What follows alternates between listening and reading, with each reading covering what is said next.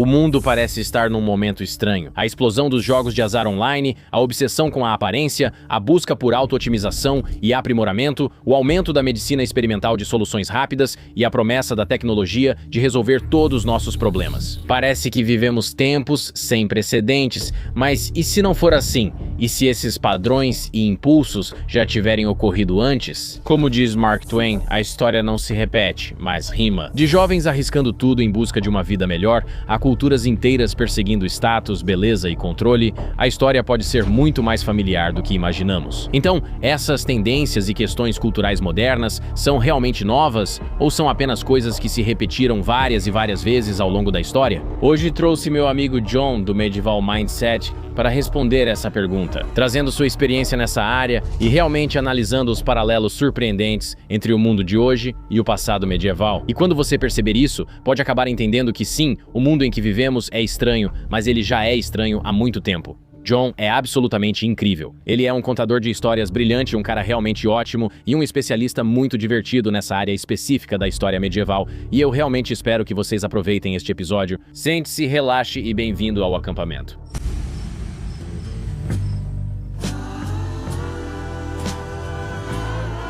John, e aí, cara? E aí, cara? Eu queria dizer, e já disse isso antes e vou dizer de novo, eu adoro o seu canal no YouTube. Muito obrigado. O Medieval Mindset está crescendo, quero dizer, bem rápido aqui no YouTube, e eu acho que o slogan resume isso muito bem. O passado medieval não acabou. Ele só está esperando para ser redescoberto. Isso mesmo, é. Ótimo, você viralizou com esses vídeos. Esse foi o primeiro que vi seu. Por que a cultura da geração Z lembra a China medieval? É como juntar minhas coisas favoritas em um vídeo, igual a essa série, que tem vários desses. Tipo, sabe, prevendo um novo renascimento, tipo, sabe, IA é alquimia, e basicamente essa análise comparativa entre tendências culturais modernas e a história medieval. Tá fazendo tudo o que eu amo. E tipo, eles não são super longos, é realmente denso, é muito bem pesquisado, e você apresenta de uma forma tão perfeita. Estou muito animado para mergulhar e explorar mais esses temas. Então, tenho curiosidade sobre a geração Z e os movimentos atuais que estão acontecendo dentro dela. Primeiro, o que você está percebendo e como isso já aconteceu no passado? Sim, então, tipo, eu acho que a grande questão, e eu falei sobre isso no vídeo, e acho que teve uma grande repercussão, parecia que muitos dos comentários giravam em torno disso. Se você viu o Super Bowl este ano ou qualquer evento esportivo nos últimos 2 anos, percebe que estão promovendo muito as apostas, principalmente para homens jovens. E tipo, até na minha vida eu tenho 29 anos e meus amigos têm mais ou menos a mesma idade. Tipo, todo mundo faz uma aposta combinada todo fim de semana. Todo mundo usa o DraftKings. Tipo, apostar de repente nos últimos anos virou uma coisa enorme. Um dos primeiros contrastes que notei quando estava sozinho foi isso. Não planejava fazer um vídeo sobre a dinastia Song na China ou outros temas, mas percebi, tipo, as apostas entre homens jovens, especialmente em tempos de mudança social, ou quando as pessoas, especialmente os jovens, estão procurando uma maneira de exercer controle sobre circunstâncias que sentem estar fora do controle deles. As apostas acabam virando uma grande opção. Porque é tipo, dane-se. Você pode olhar ao redor hoje e dizer que o mercado imobiliário está ferrado. Sabe, a Terceira Guerra Mundial está batendo à nossa porta. Por que eu não apostaria tudo nessa aposta combinada maluca e ver se ela dá retorno? É semelhante à mobilidade social na China medieval. O sistema de exames era extremamente difícil, exigia muito estudo e a taxa de aprovação era baixa. E basicamente, se você não passasse, suas perspectivas para o futuro estavam meio que arruinadas. Era basicamente uma aposta ruim. Enquanto que se você pudesse ir para essas zonas de entretenimento nessas diferentes cidades e apostar em dados ou em qualquer tipo de jogo que eles estivessem jogando, você teria uma chance muito melhor de ganhar muito dinheiro. E eu simplesmente vi um paralelo ali entre, sabe, os jovens do passado e os jovens de agora, tipo, quando você se depara com incertezas sobre o seu futuro. E também uma grande obsessão com a aparência física, eu acho, entre os jovens. Quero dizer, isso existe desde Adonis e os gregos. E, sabe, os jovens se importam com a aparência, mas essa ideia de fazer algo em si mesmo que pode parecer fisicamente prejudicial para alcançar um resultado desejado é, obviamente agora, o lux maxing clavicular. Está super popular. O bone smashing virou o símbolo da geração nihilista que faz de tudo para se destacar e conquistar cliques nas redes sociais. E aí eu percebi que, por exemplo, você tinha a classe guerreira na dinastia Song e a classe dos estudiosos, e ambas faziam coisas com seus corpos físicos para mostrar seu status. Então, os guerreiros gostavam de exibir cicatrizes de propósito, ou socavam madeira, ou uma das coisas que faziam era enfiar as mãos no arroz ou em pedras e torcê-las. O atrito nos punhos fortalecia os antebraços e mostrava que você trabalhava com os braços, era um lutador, um guerreiro. E isso é puramente estético. Na maioria das vezes é só estético, principalmente na cidade, para mostrar para as mulheres, já que o treinamento de guerreiro naturalmente moldaria o corpo. Mas isso era o que dava para mostrar visivelmente para se exibir? Você pode ser um grande guerreiro, mas não parece atraente. O que eu poderia fazer para parecer atraente? Com os estudiosos era parecido. Queriam mostrar que ficavam em casa e usavam a mente, por isso usavam maquiagem branca à base de chumbo. Eles seguiam dietas restritas para serem mais magros, pois um corpo robusto sugeria que trabalhavam ao ar livre como guerreiros ou fazendeiros. Foi aí que notei esses paralelos. E quanto mais eu observava, mais paralelos eu via. E sim, até mesmo na medicina chinesa antiga, a grande novidade agora com a geração Z e a cultura fitness são os peptídeos. Peptídeos estão em todo lugar.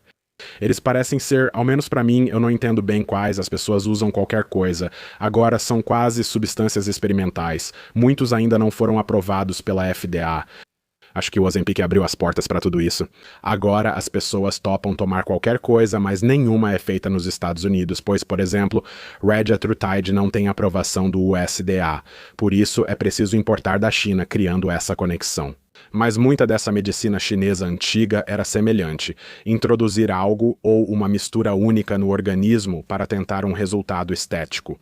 Ou, sabe, algum resultado de melhora da saúde e aumento da força. E também um atalho, porque é isso que é. Sei que vão me criticar sobre peptídeos, pois também é preciso se exercitar. É como esteroides, não adianta só tomar para ficar forte. Mas um atalho é um atalho. Isso não é realmente controverso. Sabe o que quero dizer? Tipo, talvez se você dissesse trapaça ou algo assim, aí seria outra coisa. Mas as pessoas são obcecadas pelos peptídeos. Eu não sei. Eu vejo defensores ferrenhos dos peptídeos. Mas usa peptídeos. Quem se importa? É como um atalho para acelerar o processo. Com certeza. Com certeza. E acelerar o processo é um atalho. Sim, exatamente. Então, acho que para começar com essa coisa de apostas, isso é fascinante. Isso faz sentido como fenômeno cultural, né? Se você perguntasse para alguém nos anos 50, ei, você quer apostar? Ele diria algo como, bom, se eu simplesmente economizar todo o meu dinheiro durante o próximo ano, eu posso comprar uma casa. E aí eu estou feito para o resto da vida. Então não. Certo. Mas se você está falando para o mesmo cara, especialmente se você... Ok, vamos supor que você está falando para um cara de 29 anos nos anos 50, ele já tem 2 filhos. Ele é casado e já tem ou vai comprar uma casa. Ele tem um emprego que, tipo, ele tem uma aposentadoria garantida. Não faz sentido. Por que você arriscaria? É como se você fosse jogar tudo isso fora. O lado bom é que você pode ganhar muito dinheiro apostando, ou perder tudo, até sua casa e bens. Mas para um cara de 29 anos hoje, sem filhos ou planos de casar, isso não assusta tanto. Nunca vou comprar uma casa. Então, por que não? Não tenho nada a perder. Então, eu posso perder, tipo, $1.000 ou posso ganhar 50 mil. 50 mil vai mudar a minha vida inteira. Talvez eu case. É um paradigma interessante onde culturas com alto índice de jogos de azar provavelmente indicam algum tipo de miséria ou falta de otimismo em relação ao futuro. Não. Com certeza. Com certeza, eu concordo. Acho que o exemplo do exame chinês faz muito sentido porque é isso, estou em uma situação de muito estresse. Talvez isso funcione para mim ou não. Sinto-me sem esperança sobre o futuro e a pressão está me consumindo devido às minhas chances de passar nisso. Ou eu posso ir para esse pequeno distrito e jogar algumas cartas, jogar um pouco de mahjong, se isso já existisse naquela época e a prostituição era algo comum nesse lugar, eu imagino. Então é tipo, beleza, posso me sentir bem agora. Especialmente porque provavelmente vou me sentir mal depois de qualquer jeito. Ou, pelo menos, a pressão está me matando. Melhor apostar nesse ambiente controlado e ter um pouco mais de controle sobre a minha vida do que sobre essa questão existencial que eu não vou conseguir controlar de jeito nenhum. Existem outros paralelos nesse sentido do jogo? Bem, acho interessante, pois até recentemente o jogo nos Estados Unidos era associado à prostituição, sendo um tabu. Você vai a Las Vegas pra isso.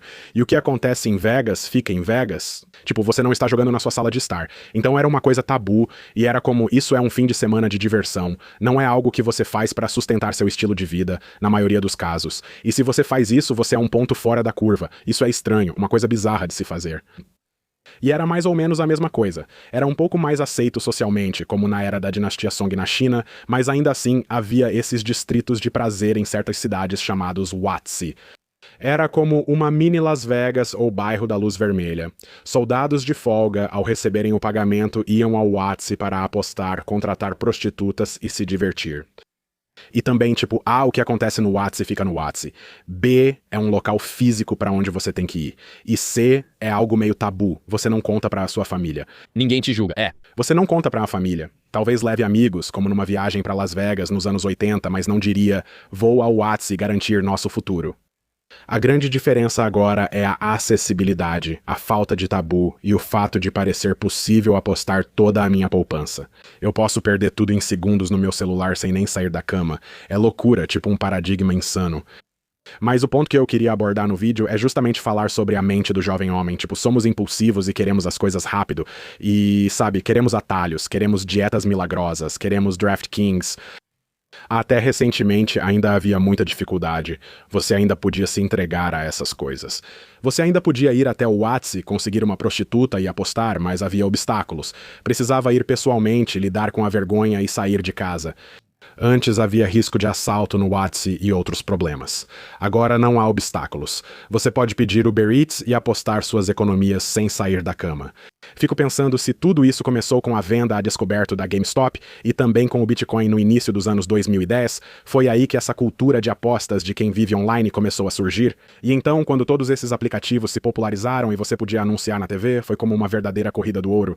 Interessante. Acho que aquela subcultura do Wall Street Bets no Reddit fez isso. Fico pensando se foi o que trouxe isso para o mainstream pela primeira vez. Porque é engraçado, pois converso com caras que cresceram ligados ou faziam parte da máfia e o jeito como falam de apostas é muito engraçado. Porque eles dizem, fui preso por isso. Falam, fui pra cadeia porque comandava um jogo do bicho. Agora todos os governos comandam jogos de azar legalizados e autorizados. O que está acontecendo? E é louco como isso passou de uma coisa meio obscura, onde você tinha que conhecer um cara, era um banqueiro de apostas, tudo por fora, era algo meio marginal. Hoje já está no mainstream, com grandes atores pedindo para baixar o aplicativo. Eu não preciso do Kevin Hart para me dizer isso. Até vendo Família Soprano há uns 20 anos... Apostas aconteciam em motéis com degenerados pagando $10 mil à máfia para jogar pôquer de apostas altas. Hoje isso é totalmente aceitável, acessível e acontece tão rápido, eu não sei. Eu sinto que na dinastia Song basicamente foi um período de prosperidade que não foi interrompido pela invasão mongol. E eu fico me perguntando se, tipo, basicamente há essa grande mudança cultural e social que agora acontece porque os mongóis tomaram o poder. A ideia de supremacia cultural e invencibilidade foi destruída. E eu me pergunto se existem certas coisas assim, talvez como o 11 de setembro, ou a Covid, ou coisas que realmente abalaram nosso sentimento nacional, sim, nosso senso nacional de, sim, na verdade, estou pensando agora, talvez, quero dizer, algo como um ataque em solo dos Estados Unidos-Vietnã, como perder uma grande guerra, especialmente depois da Primeira e Segunda Guerra Mundial e da Coreia. Eu vejo o Vietnã como o ponto focal central da falta de confiança nas instituições. Esse pensamento conspiratório surge depois do Vietnã. Quero dizer, há tantos resquícios culturais do Vietnã que, para mim, toda aquela era com o assassinato de Martin Luther King, John F. Kennedy, Robert F. Kennedy e o Vietnã, tudo ocorreu em 10 anos. Esse é o período. O Vietnã é importante, pois, pela primeira vez, surge a pergunta, por que estamos aqui? Todos estamos voltando para casa com traumas psicológicos.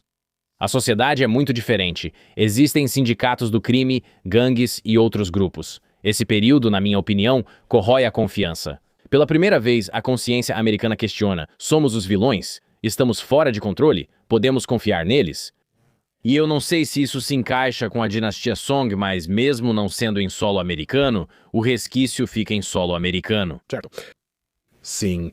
Não, e eu também acho que esse tipo de coisa, especialmente pra quem vive em qualquer época da história, porque isso é como no Império Romano também, parece que você faz parte de algo eterno que sempre existiu e sempre existirá.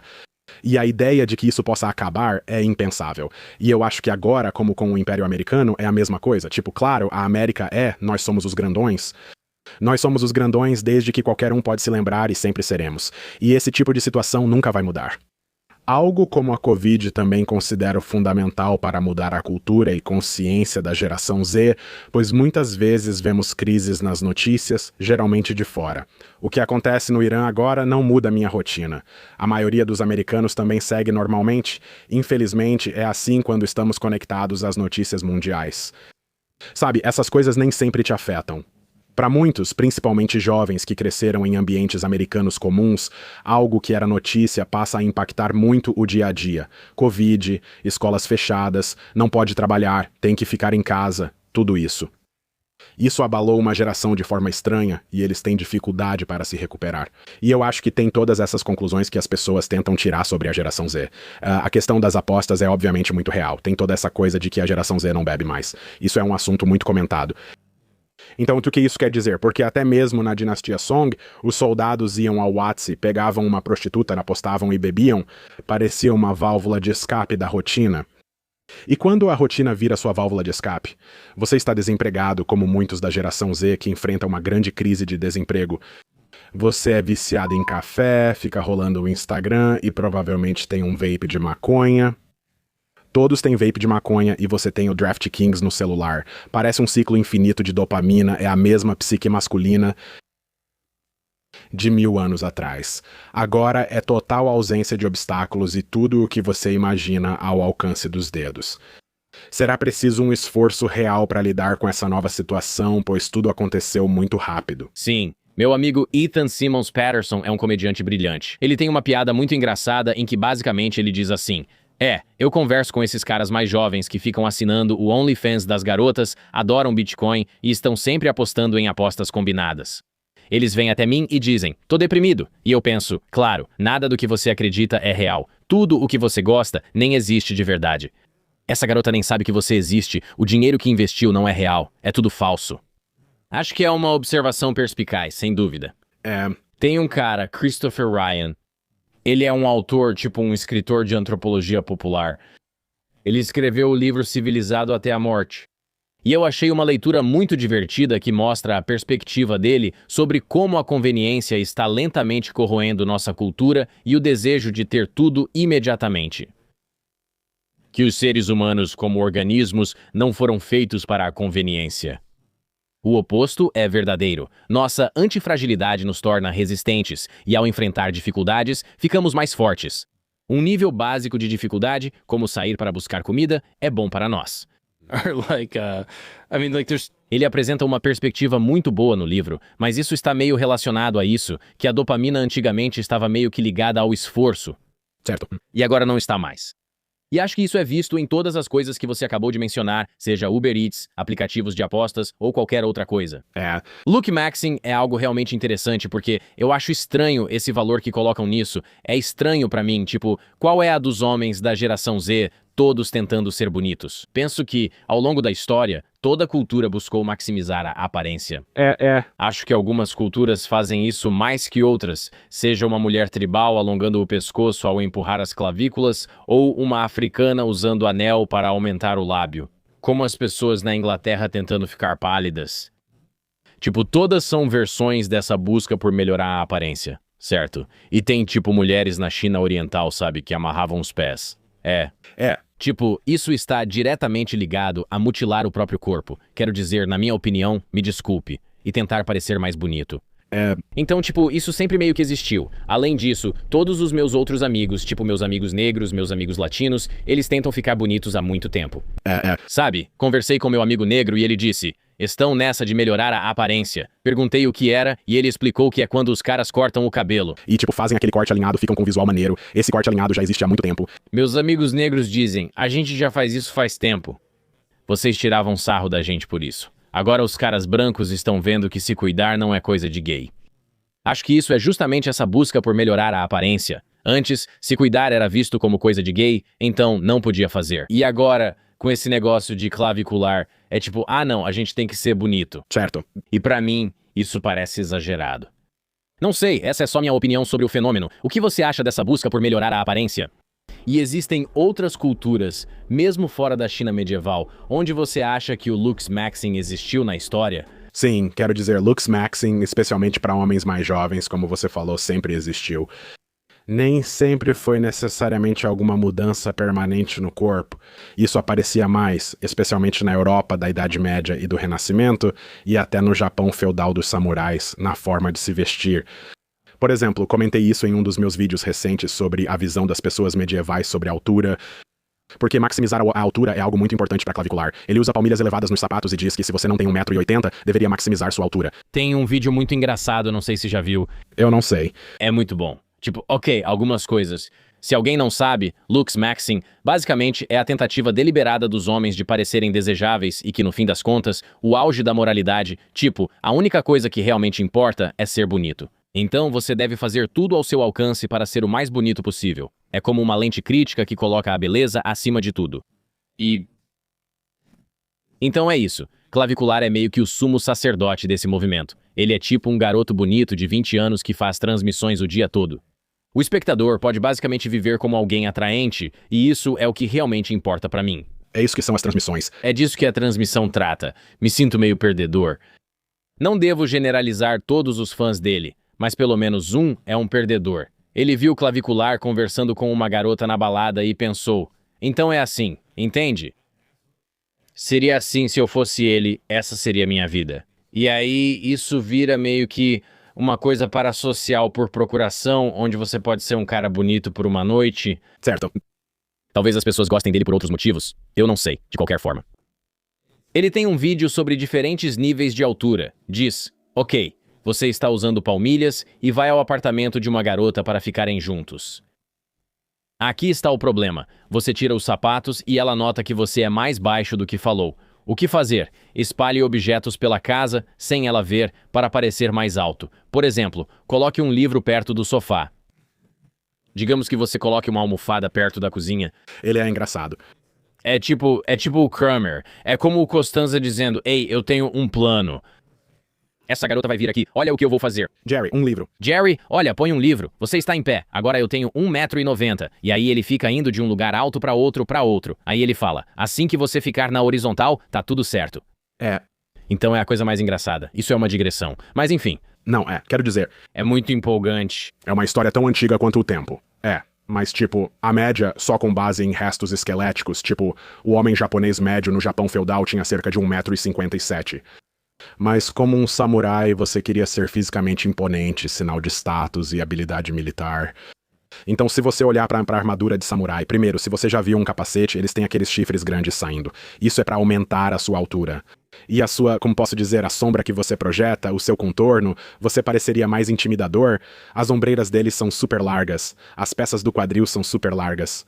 E eles usavam essas sandálias que, na verdade, você pode ver em animes sobre samurais ou algo assim. Eles usam, é como uma peça de madeira horizontal e duas peças de madeira verticais, como aquelas sandálias. Eles usavam isso até nas batalhas, mesmo sendo impraticável. Mas é tipo... É pra parecer mais alto, não tanto quanto no anime, mas versões disso pra aumentar a altura, pois também é uma guerra psicológica. O mesmo ocorria na Europa medieval. Cavaleiros, especificamente para torneios de justa, mas também em batalhas reais, usavam armaduras que eram projetadas especificamente para te dar aquele formato em V, ombros mais largos. Famosamente, após a Idade Média, Henrique VIII ganhou uma armadura cuja braguilha é enorme. Acho que ela está no Museu Britânico ou algo assim. E vai saber qual era a intenção real, pode ter sido uma piada, tipo, sabe como é? Como quando você dá algo pro seu amigo com um pênis enorme desenhado ou algo assim, mas também pode ter sido totalmente sério. E é tipo, esse é o corpo, ele usava aquilo e você via aquilo. E é isso, esse é o corpo dele, aquele cara. Ele tem um volume, Ele tem um volume e ele é o rei, tipo... Aí está. Então é tipo enchimento, né? Coloque uma meia na calça. Curiosamente também é medieval, então é como tentar entender a psicologia de figuras ao longo da história. Uma coisa que você vê muito com os cronistas medievais quando eles falam sobre um rei é que eles expressam sua aprovação ou desaprovação, ou a aprovação ou desaprovação do público em relação ao rei, na descrição física dele. Se não gostam dele, é porque os impostos são ruins e houve muitas guerras estrangeiras. Ele é gordo, tem má visão, está ficando careca, raramente sai dos aposentos e sua amante é alegre. Sua rainha o trai com um jovem cavaleiro. Se é um cara ruim, ele sempre leva chifre. Sinal de vilão ou de alguém ridicularizado na literatura medieval. Você leva chifre. Se você é visto como rei virtuoso, Carlos Magno é o grande exemplo. O governante medieval e cristão admirado por todos. Carlos Magno teve esqueleto encontrado com cerca de 1,80 m altura, considerada grande para a época, mas é descrito como tendo quase 2 metros. Tem um relato medieval em que ele chega a um castelo para um cerco, e ele é tão grande que chega a tapar o sol montado a cavalo. Então são essas descrições exageradas. Mas a verdade disso não importa. Sua moralidade, quem você é como pessoa e o seu valor estão ligados à sua aparência física. Então é algo sobre o qual Clovis está falando. É como se houvesse um aspecto real da psique humana em jogo ali que está presente há muito tempo. Sim. Exceto que agora seria tipo, vou quebrar minhas pernas cirurgicamente pra ficar tão alto quanto Carlos Magno. Enquanto naquela época seria só tipo, caramba, naquele cara era especial. Deixa eu colocar meus saltos. Quero dizer, o quê? Luís XVII, praticamente todo monarca francês usava salto alto. E eles dizem, tipo, então quando eles pisavam em cocô de cavalo, tipo, eles estavam tentando ficar mais altos. Sim, eles queriam parecer mais altos. O salto alto foi criado por um homem. Pra tentar ficar mais alto, com certeza. E aí as mulheres, aos poucos, como dizem, tiraram isso da gente. Mas fomos nós que começamos com isso pra nós mesmos. Agora precisamos trazer isso de volta. Precisamos trazer de volta. Exatamente. Quero dizer, é engraçado como tudo acaba voltando. O outro que você mencionou foram os peptídeos e medicina experimental. Talvez isso seja, acho que é justo dizer isso. Sim. É um tratamento experimental. Sim. E sim, é interessante que existe realmente uma obsessão, basicamente com, eu não sei exatamente o que é, só falando sobre as implicações culturais atuais. O uso generalizado dos agonistas de GLP-1 e do Ozempic sendo meio que o líder nisso. É um fenômeno interessante onde, tipo, eu já ouvi algumas pessoas dizerem, já ouvi tantas justificativas diferentes dos dois lados, onde ouço pessoas dizendo, olha, a comida que a gente come é ruim. Nossa sociedade é corrupta, o capitalismo se infiltrou em todos os aspectos das nossas vidas, e por isso, a comida está completamente desprovida de nutrientes. Como resultado, as pessoas estão gordas. Para ajudar essas pessoas, vamos usar o mesmo mecanismo para combater o mecanismo que causou isso em primeiro lugar, que é esse produto farmacêutico comercializado que vai fazer as pessoas emagrecerem. Então, para mim, é como, sei lá, você meio que está combatendo fogo com fogo. Tipo, eu não sei quais são as implicações disso. Tipo, acho que alguém ser magro é melhor do que ser doente. Sabe o que quero dizer? Deixa eu reformular isso. Eu gosto disso. Acho que é melhor se alguém está em uma condição mais saudável do que em uma condição não saudável. Certo. Então, se você é extremamente obeso e pesa 270 quilos, provavelmente é melhor pra você não estar assim. Certo. Então eu fico tipo, ok, provavelmente existe um benefício geral. Mas é interessante que isso seja tão difundido e que todo mundo meio que aceite isso. E aí tem a questão dos peptídeos, que é só um adicional a isso. E é tipo, sim, você pode ficar forte, você pode ficar atraente. Então, tipo, quero dizer, a terapia de testosterona é bem difundida. Eu tenho amigos que têm a minha idade ou são mais novos que eu que simplesmente falam, eu faço TRH. Eu fico tipo... Você tem 27 anos, está no auge da testosterona. Eles só dizem, só mais. Não sei se somos apenas uma cultura do excesso. Somos uma cultura viciada em pílulas, buscando sempre o caminho mais rápido, e como isso é lucrativo, há incentivo financeiro para oferecer atalhos às pessoas. Eu realmente não sei qual é, eu não sei qual é o motivo específico, mas é interessante que isso já existiu em outros paradigmas históricos. Então você poderia elaborar um pouco mais sobre, acho que a versão medicinal chinesa disso naquele período? Sim, muito do conhecimento da medicina tradicional, hoje chamada de medicina tradicional chinesa, na época era simplesmente conhecida como medicina tradicional chinesa. Descobri isso após postar o vídeo. É um termo novo aplicado nos anos 1900 e, antes disso, referia-se a práticas difundidas nos últimos 100 anos. Só algo ainda mais antigo seria outro tipo de medicina chinesa ancestral. Também não creio que os chineses chamassem isso de medicina chinesa. Não, eles só chamam de medicina, é bem coisa de chinês mesmo.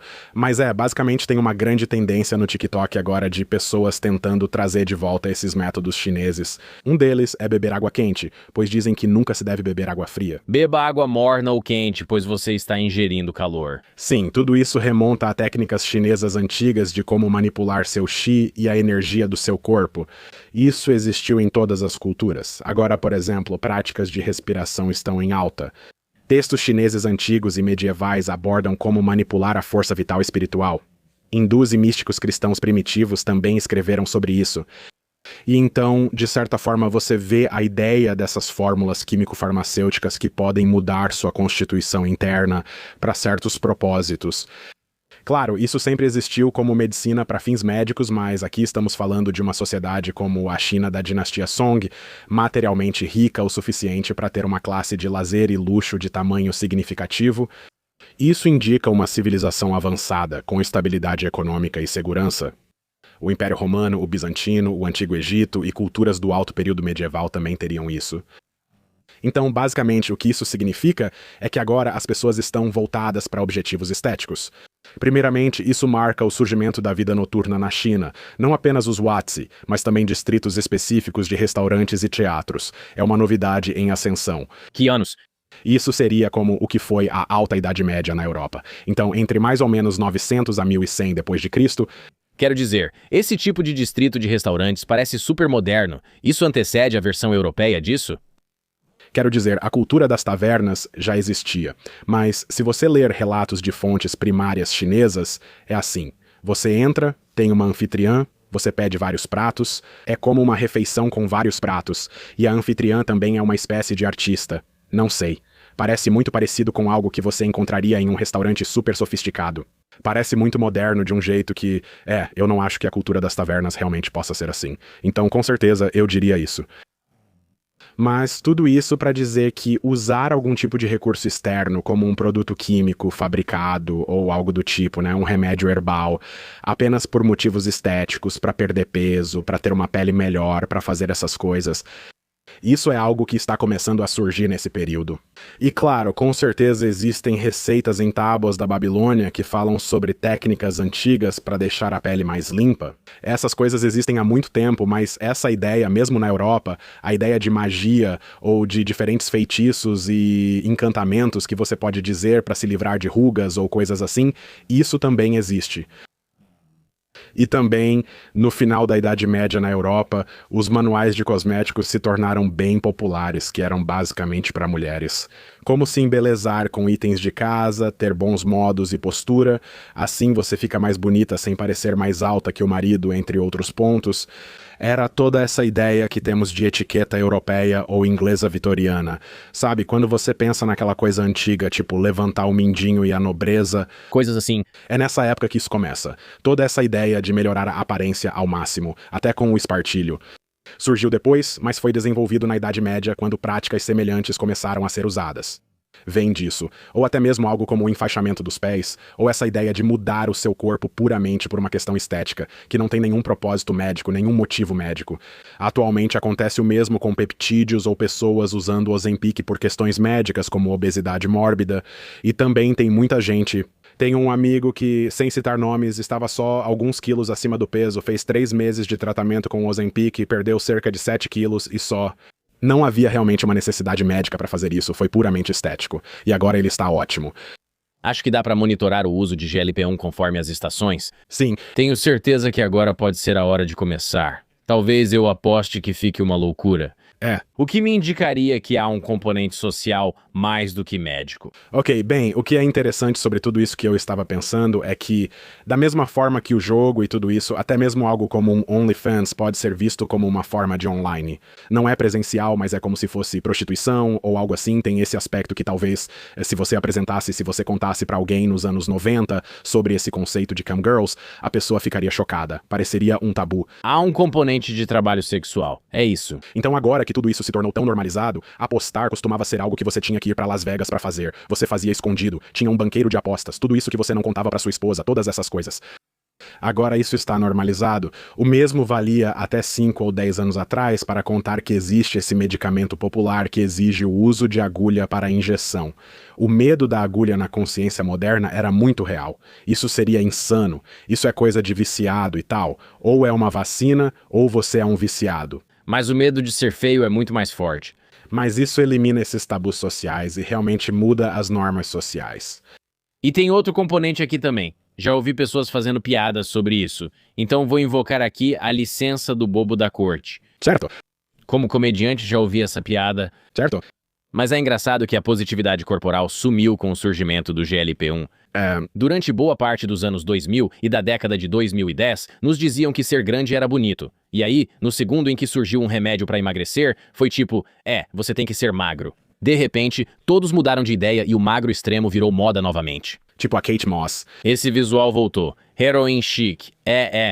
E as pessoas até comentaram que existe um rosto de Ozempic, você já viu isso? Sim. Dá pra notar quando alguém emagrece naturalmente, é o que dizem. Eu nem sei ao certo. Pelo que entendi, Ozempic basicamente só... O que é mesmo?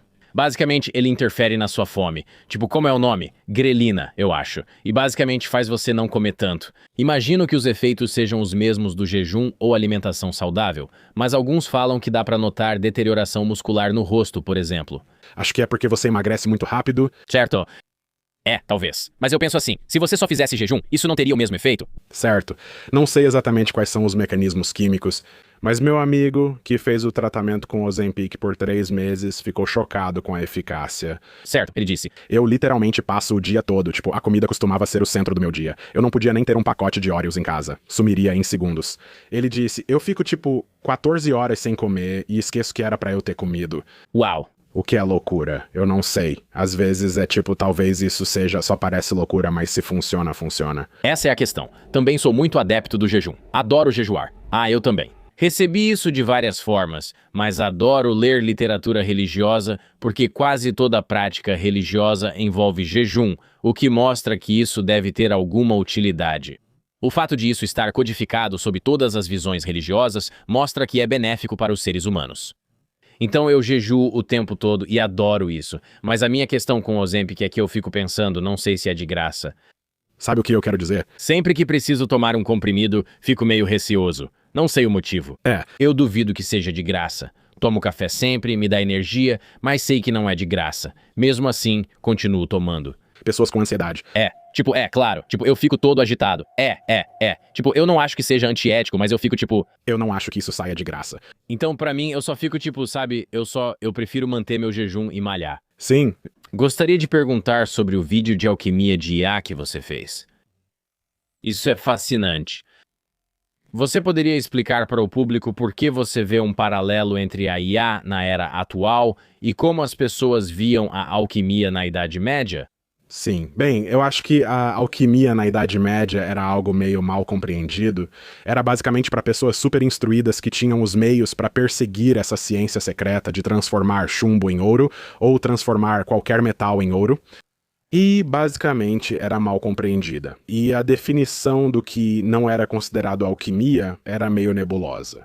Além disso, muitos experimentos de alquimia não geravam resultados práticos imediatos, mas, com o tempo, trouxeram efeitos colaterais positivos. O que percebi com a alquimia é que, mesmo os alquimistas, quando conseguiam resultados em seus experimentos, primeiro tentavam brincar de Deus, mudando o mundo natural para satisfazer seus caprichos, seja transformando chumbo em ouro ou influenciando de alguma forma. Como os humanos crescem no útero e essas ideias meio malucas que tinham. Basicamente, essa ideia de que você pode ter um papel na criação divina e que, como ser humano, pode exercer algum tipo de influência sobre o que antes era considerado domínio exclusivo de Deus para fazer essas coisas. E que, seja qual for o resultado, foi ordenado por Deus para ser assim.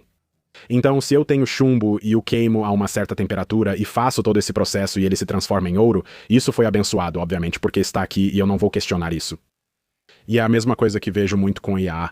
No vídeo, afirmei de forma polêmica o que mais gerou comentários. Nem mesmo quem projeta esses grandes modelos de linguagem entende totalmente como eles funcionam. Havia vários nerds nos comentários dizendo, na verdade, mas se eu abro o chat GPT e digo, ei, estou deprimido, minha vida está ruim e isso está acontecendo, pode me dar um plano de ação? E ele me dá um plano de ação.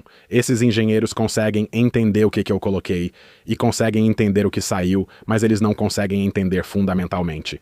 Eles não sabem explicar por que o modelo chegou a essas conclusões específicas, por que usou essas informações para responder a minha pergunta ou por que me deu exatamente essa resposta. É imprevisível. É um modelo de previsão baseado em dados, certo? E você pode colocar uma entrada e ele vai te dar o próximo elemento no código, como outro token. Certo.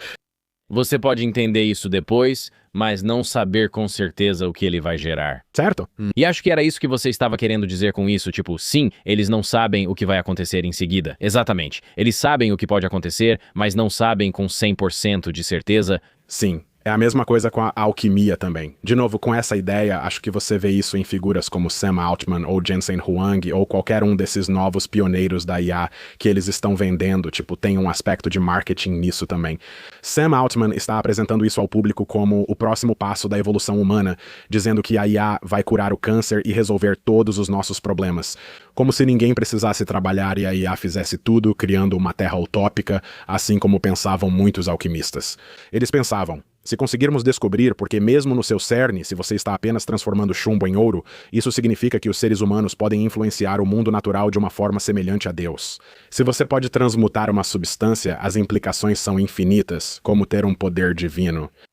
Então, é toda essa ideia pela qual já passamos antes, e até mesmo voltando ao Ozempic como esse pacto faustiano, não importa o quão bom pareça, você está pagando por isso de alguma forma. Agora, com a IA, pagamos por isso nos data centers. Ela já está causando disrupção no mercado de trabalho. Não sou contra a IA, pois vejo suas utilidades.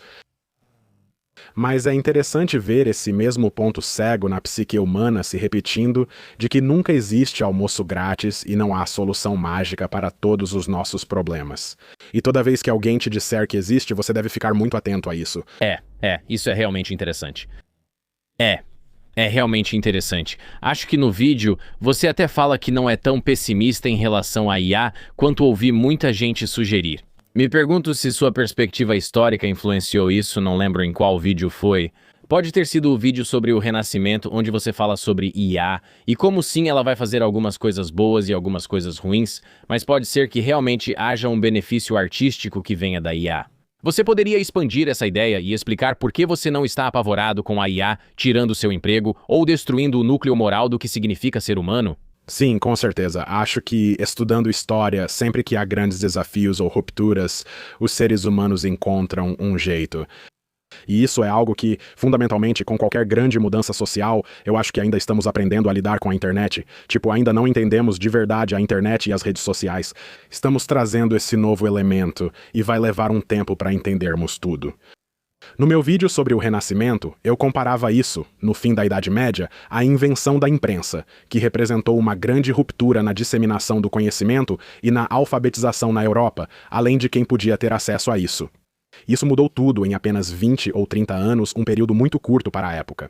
Hoje, 30 anos já é tempo para mudanças, mas no final dos anos 1400, tanta coisa em tão pouco tempo era muito marcante. Agora qualquer um podia imprimir panfletos com qualquer mensagem. Antes, só a igreja e algumas fontes controlavam as informações. Antes da internet, algumas redes de TV controlavam o que você podia ver e saber. Agora é como se os portões tivessem sido abertos. O que ocorreu com a imprensa foi que houve um tempo em que as pessoas confiavam totalmente no que viam. Se estava impresso, era legítimo, pois por 1000 anos tudo escrito era importante. Então, mesmo que fosse algum maluco do seu bairro que simplesmente imprimisse um panfleto, porque agora você pode fazer isso, você aceitaria como fato só porque está impresso. Depois houve um período em que todo mundo desconfiava de tudo o que era impresso. E é como se tudo isso fosse bobagem, o que acho que todos nós estamos passando agora com a IA, só que de forma muito mais rápida. E aí meio que virou uma coisa mais formal, como se certas legislações fossem introduzidas, e você meio que precisava ter certificações oficiais para poder imprimir. Tipo, nem todo mundo pode simplesmente ter uma prensa tipográfica em casa, coisas assim. Isso acabou se ajustando, mas foi um processo em que as pessoas pensavam, de jeito nenhum eu acredito em tudo isso, eu não acredito em nada disso. E aí ficou algo mais equilibrado, mais sutil. E eu acho que é isso que vai acontecer agora com esse boom da IA, que essa enxurrada de informações, especialmente a enxurrada de deepfakes, vai precisar de você. Você vê isso agora no Instagram, mas não é perfeito, aparece algo como isso foi gerado por IA ou algo assim no canto, mas tem muitos vídeos de IA que não tem isso, mas pelo menos eles estão tentando marcar de alguma forma. Eu realmente gosto de ver que a OpenAI acabou de tirar o Sora, tipo, ontem. Então, isso é um grande passo na direção certa, porque eu sinto que, fundamentalmente, não tem utilidade. Não tem utilidade pra mim, na minha opinião. Acho que coisas feitas por humanos vão ser como comida orgânica, vão ter um selo, tipo uma etiqueta. No vídeo, talvez eu ou outra pessoa tenha falado isso, mas acabou misturando tudo. Isso foi feito por humanos e vai valorizar. E vai saber se isso não pode acabar influenciando mais apresentações presenciais, porque isso não pode ser feito por IA. Mesmo se eu for ao cinema, aquilo tudo pode ser IA. Se for ver um comediante ao vivo, tem que ser de verdade. E naturalmente, se eu abro as redes sociais e tudo que vejo no meu feed do Instagram é porcaria de IA, minha motivação é tipo, eu quero ver algo real. Isso faz parte do espírito humano. Exato, Mark Edging ao vivo este ano. Exatamente. Sim. Verifique a tartaruga. Mas não sei. Sempre tenho esperança e vejo muitas vozes jovens promissoras nesse meio.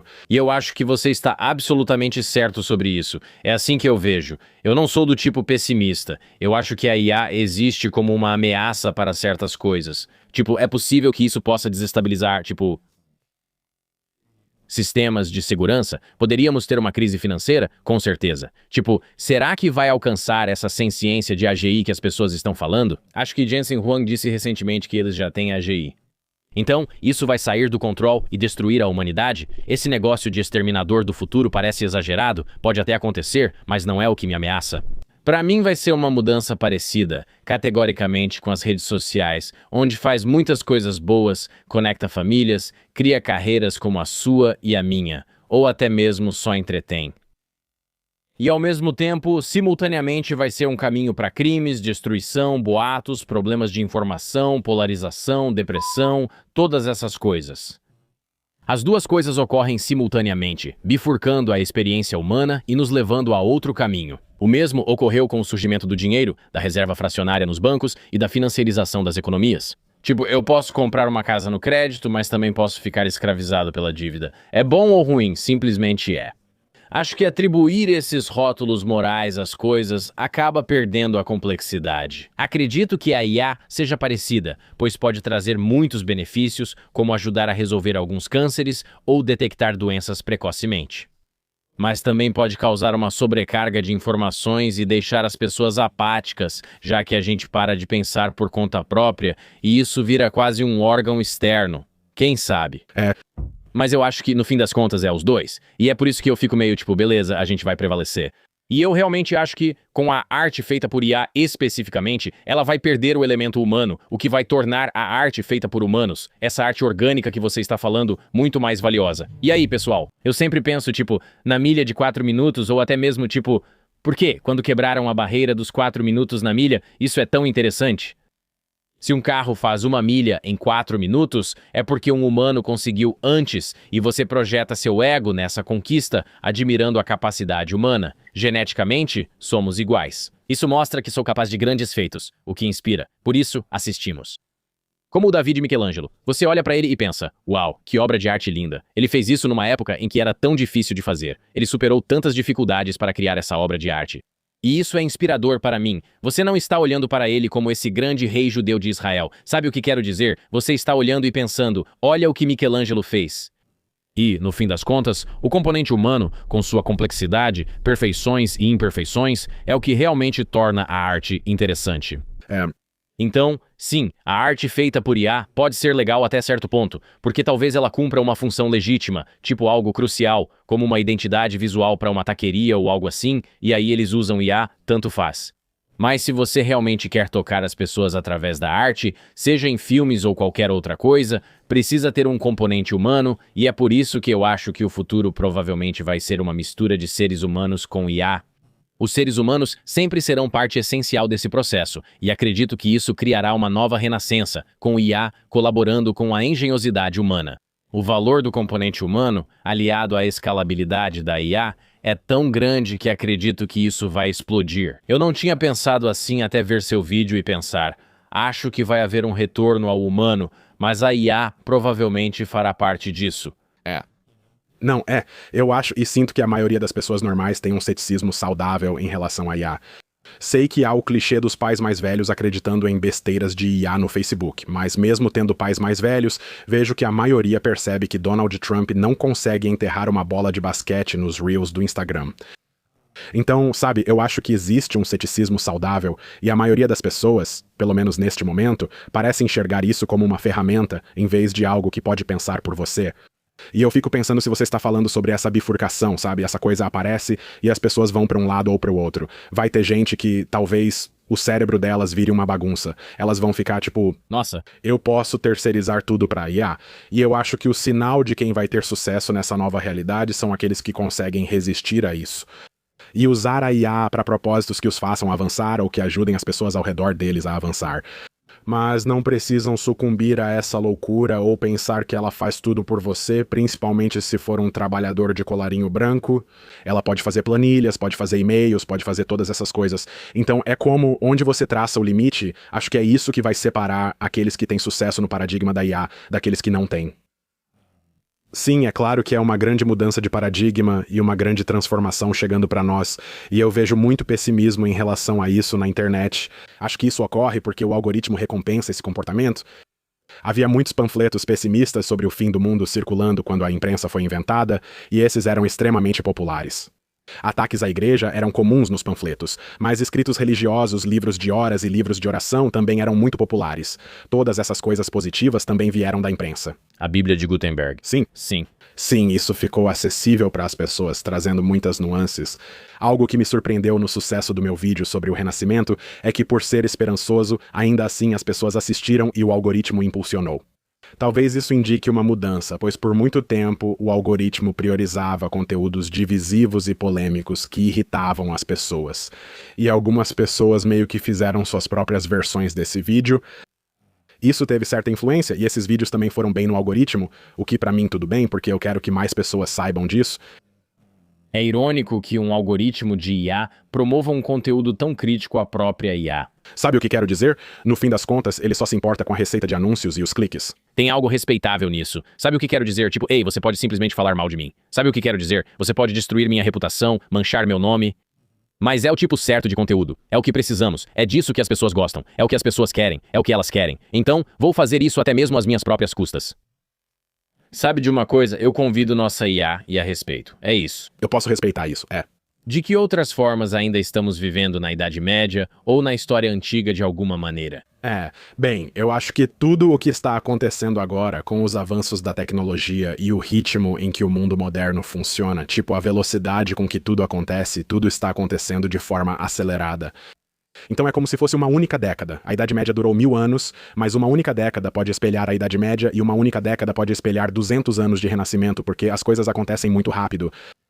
E há muitos paralelos entre a Idade Média e agora. Antes de tudo, a maioria das pessoas não era alfabetizada na Idade Média por vários motivos.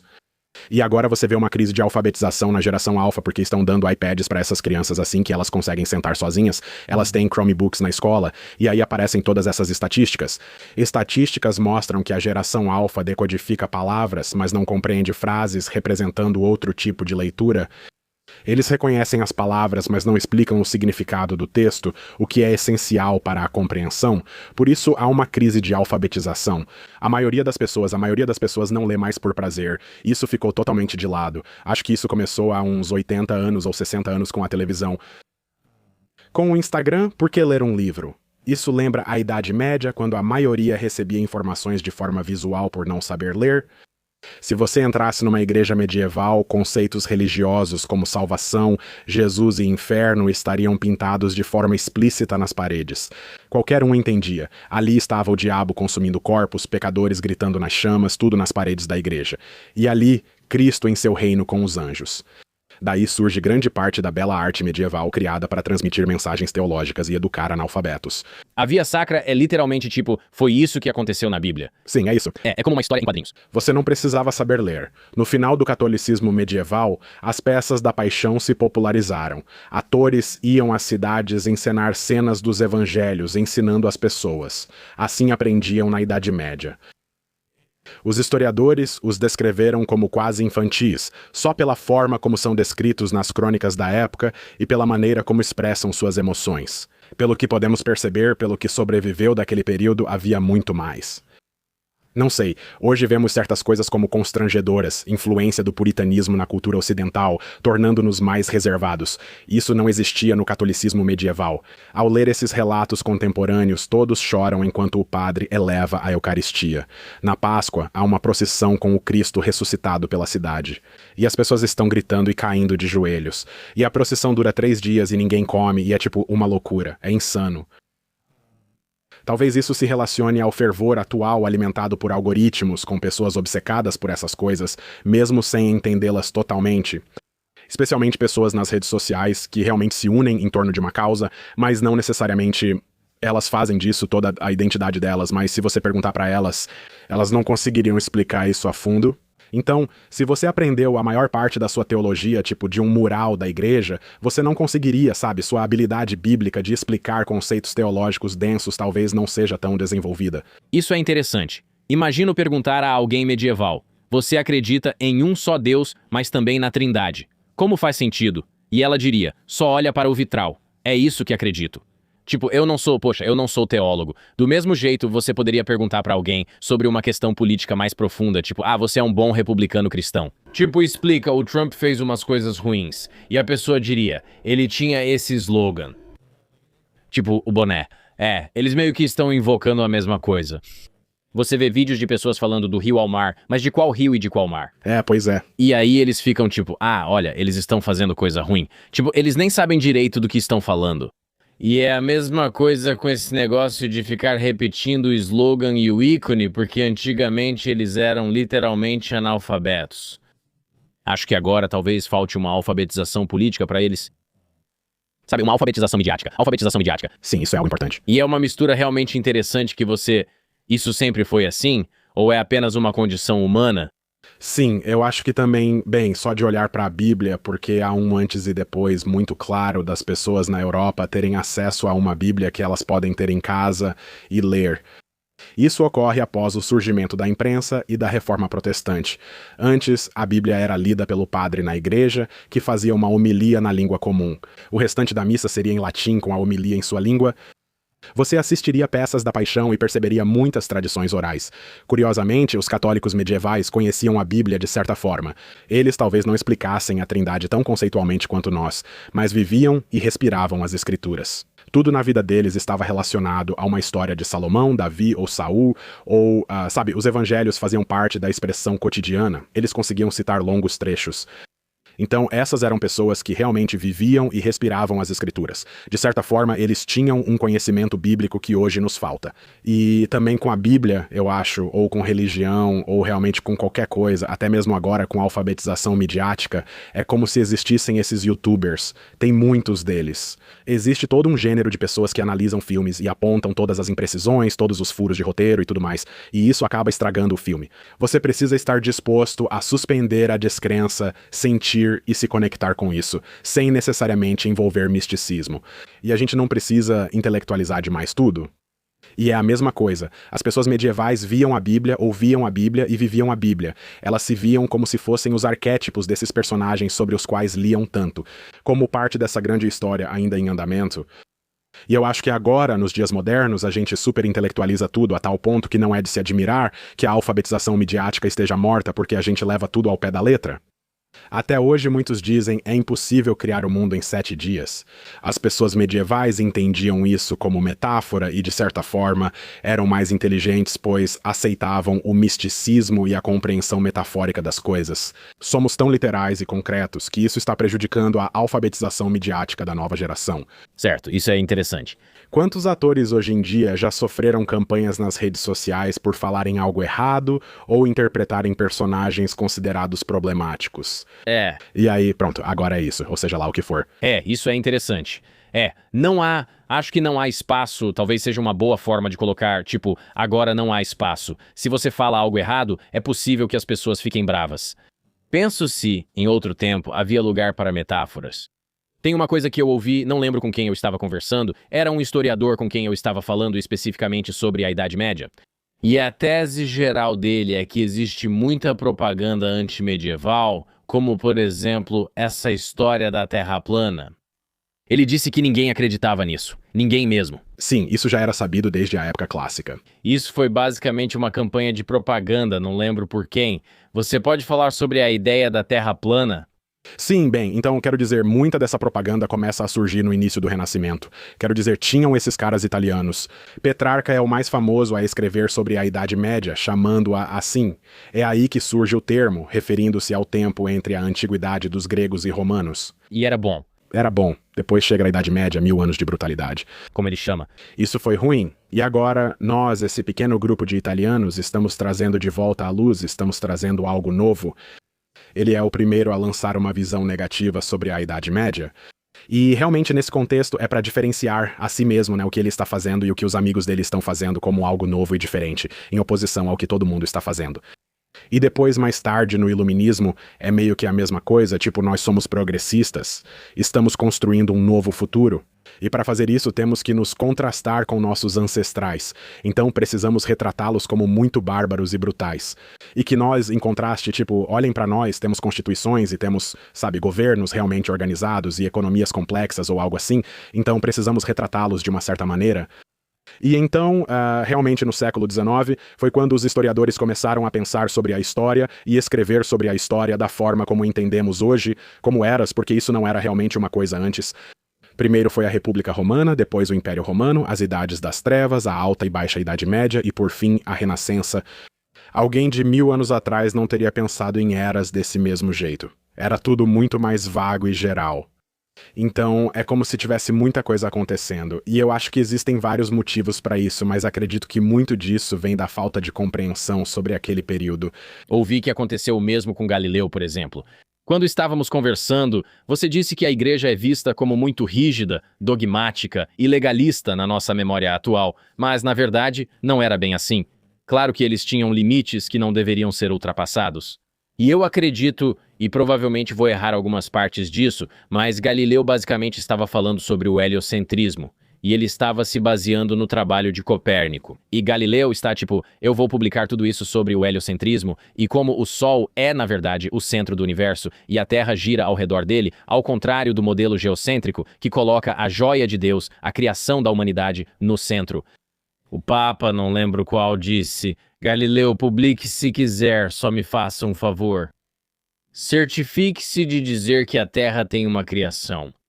Você não pode dizer que ela é eterna, porque isso meio que diminui Deus. Além disso, já que está nisso, certifique-se de colocar Deus no centro disso. Tipo, Deus colocou o Sol aqui. Faça com que isso seja sobre Deus. Ele fez um acordo com Galileu, dizendo que podia deixar com ele. Depois, quando Galileu publica o texto, faz isso em forma de diálogo. E ele coloca o próprio Galileu. E então ele faz com que o cara burro com quem ele está dialogando seja o Papa. Como resultado, o Papa diz, acabei de pedir para pegar leve. Você pode publicar seu trabalho. E então, o Papa teve que pegar pesado com ele e falar, beleza, cara, você está em prisão domiciliar. E aí prende ele. E quando você ouve dessa forma, você pensa, o Galileu está sendo meio babaca. Costuma-se dizer que Galileu lutava pela verdade, enquanto a igreja tentava suprimir a liberdade, sendo vista como vilã e ignorante. Mas, na verdade, não é bem assim. Essa recontagem é justa? Isso é tipo... Isso é quase totalmente preciso. Acho que isso se deve, em parte, à fundação da América por colonizadores protestantes, embora isso já entre em teorias conspiratórias. Foi criada por protestantes. Esses protestantes, cara, essa é a raiz de tudo. Você cresceu católico? Não, me converti adulto. Cresci como protestante. Você é católico agora? Sim. Não, quando você se converteu? Há 2 anos. Isso é foda. Sim, eu consegui o meu. Quando você foi confirmado? Na última Páscoa. Sério? É. Com certeza, cara. Um convertido adulto holandês? Isso mesmo, que loucura. Causou algum alvoroço na família? Nem um pouco. Na verdade, não liguei. Mas foi interessante por que ele fez isso. É isso que penso. Cresci católico a vida toda, então a ideia de um adulto convertido é, quanto mais eu comecei a estudar, mais eu pensava. Acho que é por esse caminho que eu quero seguir. Além disso, eu simplesmente amava a missa e gostava de tudo relacionado à história e à teologia. Tudo fazia sentido pra mim. Bem, independentemente do que vá dizer, estou animado para ouvir. Você defende a igreja medieval? Sim. Bem, basicamente, eu sinto que grande parte da cultura americana, da cultura pop americana e do sistema educacional americano foi decidida por protestantes. Foram eles que construíram esse país. Foram eles que comandaram esse país por muito tempo. Então sempre houve uma inclinação anticatólica em tudo. Existiam ligas anticatólicas nos Estados Unidos há cerca de 200 anos. Os católicos eram vistos no mesmo grupo que ateus, judeus e muçulmanos. Era como se fosse protestantes contra todo mundo. Você entende, minha mãe vai adorar saber disso. Ela sempre diz, sabe, Mark, o maior linchamento da história americana? Católicos. Bem, tipo, tudo bem. Então é visto assim. Não vou comparar o sofrimento dos católicos com o sofrimento dos negros, certo? Mas entendo o que você está dizendo. Eram os católicos, eram os italianos. Italianos e irlandeses foram os mais prejudicados. Mas então, eu acho que muito disso acabou influenciando a percepção popular das coisas e também o que você aprende na escola pública. Porque me ensinaram exatamente isso, que a Idade Média era ruim porque a Igreja Católica malvada suprimiu o conhecimento, mesmo sendo eles os guardiões do conhecimento e propagadores do saber, casas de caridade, hospitais e universidades e todas as coisas que fizeram o mundo avançar. Eles preservaram o conhecimento. Eles expandiram o conhecimento na Idade Média. Eles basicamente mantiveram tudo funcionando por 1000 anos e desenvolveram o conhecimento herdado do mundo clássico. Sim, muitas vezes as coisas são apresentadas de forma errada. Galileu é um exemplo. Dizem que eram maus e suprimiam o conhecimento, mas não tinham motivo para fazer isso. Na verdade, financiavam o saber. Essa era a questão. Fundaram a civilização ocidental sem intenção. Desculpa. Desculpa, pessoal. Isso é loucura. Isso é tão engraçado? Essa é a história contada? Então esse cara aparece e diz, não, qual era o nome dele? O professor italiano. Me sinto mal por não lembrar. Ele explicou, e pensei, isso faz mais sentido pra mim. Nunca experimentei isso. Claro, a igreja medieval era diferente. A venda de indulgências provavelmente foi uma má decisão. Resumindo, tudo que li sobre a igreja naquela época mostra que ela era flexível e praticava aquela magia cotidiana que você mencionou. Eles aceitavam mudanças na ciência e financiavam explorações científicas. Pegar tão pesado com ele parecia fora do padrão deles. E eu acho que muita gente também tem essa ideia errada, tipo de que a igreja medieval só ficava matando pessoas o tempo todo, que eles estavam queimando pessoas na fogueira o tempo todo. Exato. Isso era muito raro. Também o que pensamos hoje sobre os julgamentos das bruxas e tudo mais. Muitos rotulam isso como medieval, mas ocorreu depois. Os julgamentos das bruxas foram protestantes. Não tinha nada a ver com isso. Sim, isso foi uma coisa dos protestantes. Isso foi coisa dos protestantes, cara, indo atrás do Papa Urbano. Eles diluíram tudo. Protestantes? Sim. Sim, Ivano Del Prete, astrônomo italiano. Ele é incrível, uma lenda. Ele tem um nome ótimo. É o melhor nome que já vi. Ele é galã, bonito e professor em Yale, acho. Italianos, eles envelhecem bem. Todo mundo desce um pouco.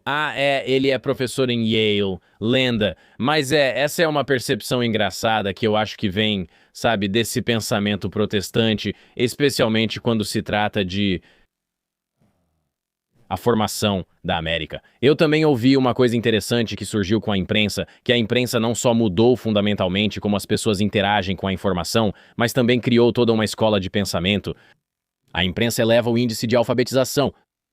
Com a imprensa vêm as 95 teses de Martinho Lutero. Com isso surge uma compreensão descentralizada da fé.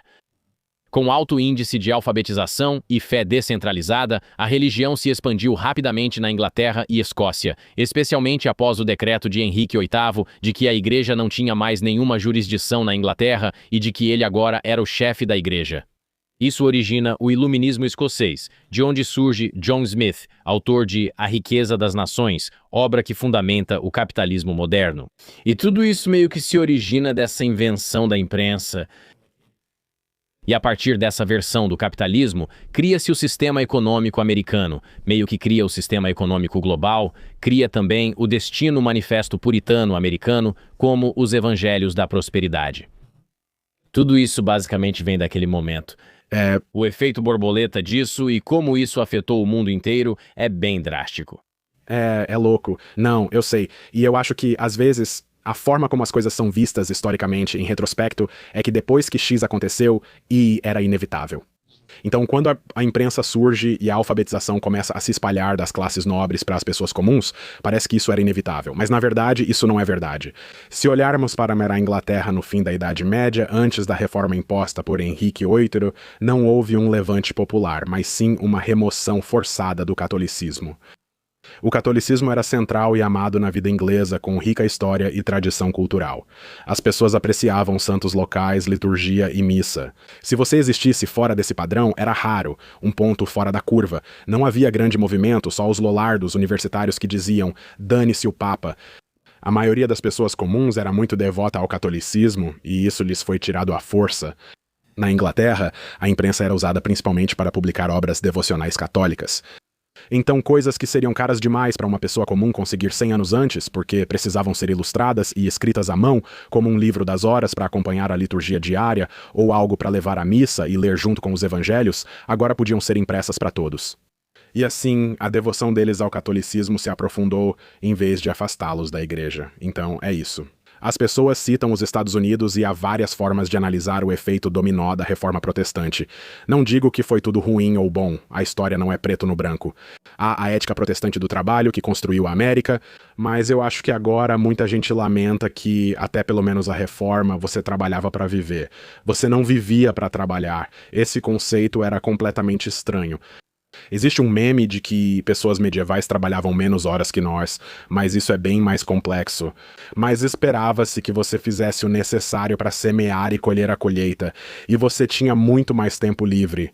Antes era preciso usar o tempo livre para coletar comida, consertar a casa e costurar roupas, tarefas que hoje não fazemos. Por isso, eles ficavam ocupados nessas horas. Mas era uma mentalidade de que você faz essas coisas todo dia, esse conjunto de tarefas, para poder viver sua vida. Agora parece que trabalhamos quase o dia todo para ter só algumas horas livres à noite. Acho que isso se deve muito a isso. E meu ponto final sobre isso vai ser que, após a reforma, foi como uma queda total da autoridade central que existia na Europa há 1000 anos. Na Igreja Católica, conhecida como a principal e com poder espiritual supremo, o que diziam parecia lei. Agora você meio que tirou isso deles. Você tem várias pessoas indo por caminhos diferentes, cada uma dizendo que sua verdade é correta, como Martinho Lutero, João Wycliffe e John Hus, pregando doutrinas distintas. Muitas pessoas vendo a Igreja Católica desmantelada em vez de virarem protestantes, simplesmente deixam de acreditar em tudo isso. Porque isso era uma instituição inabalável por 1000 anos. Agora você me disse que é tudo besteira. Eu não vou seguir a sua instituição agora. Eu simplesmente não vou fazer nada. Dane-se. Foi o começo do ateísmo e agnosticismo modernos, algo que seria impensável para a mente medieval. E eu acho que essa perda moderna de Deus acabou sendo prejudicial.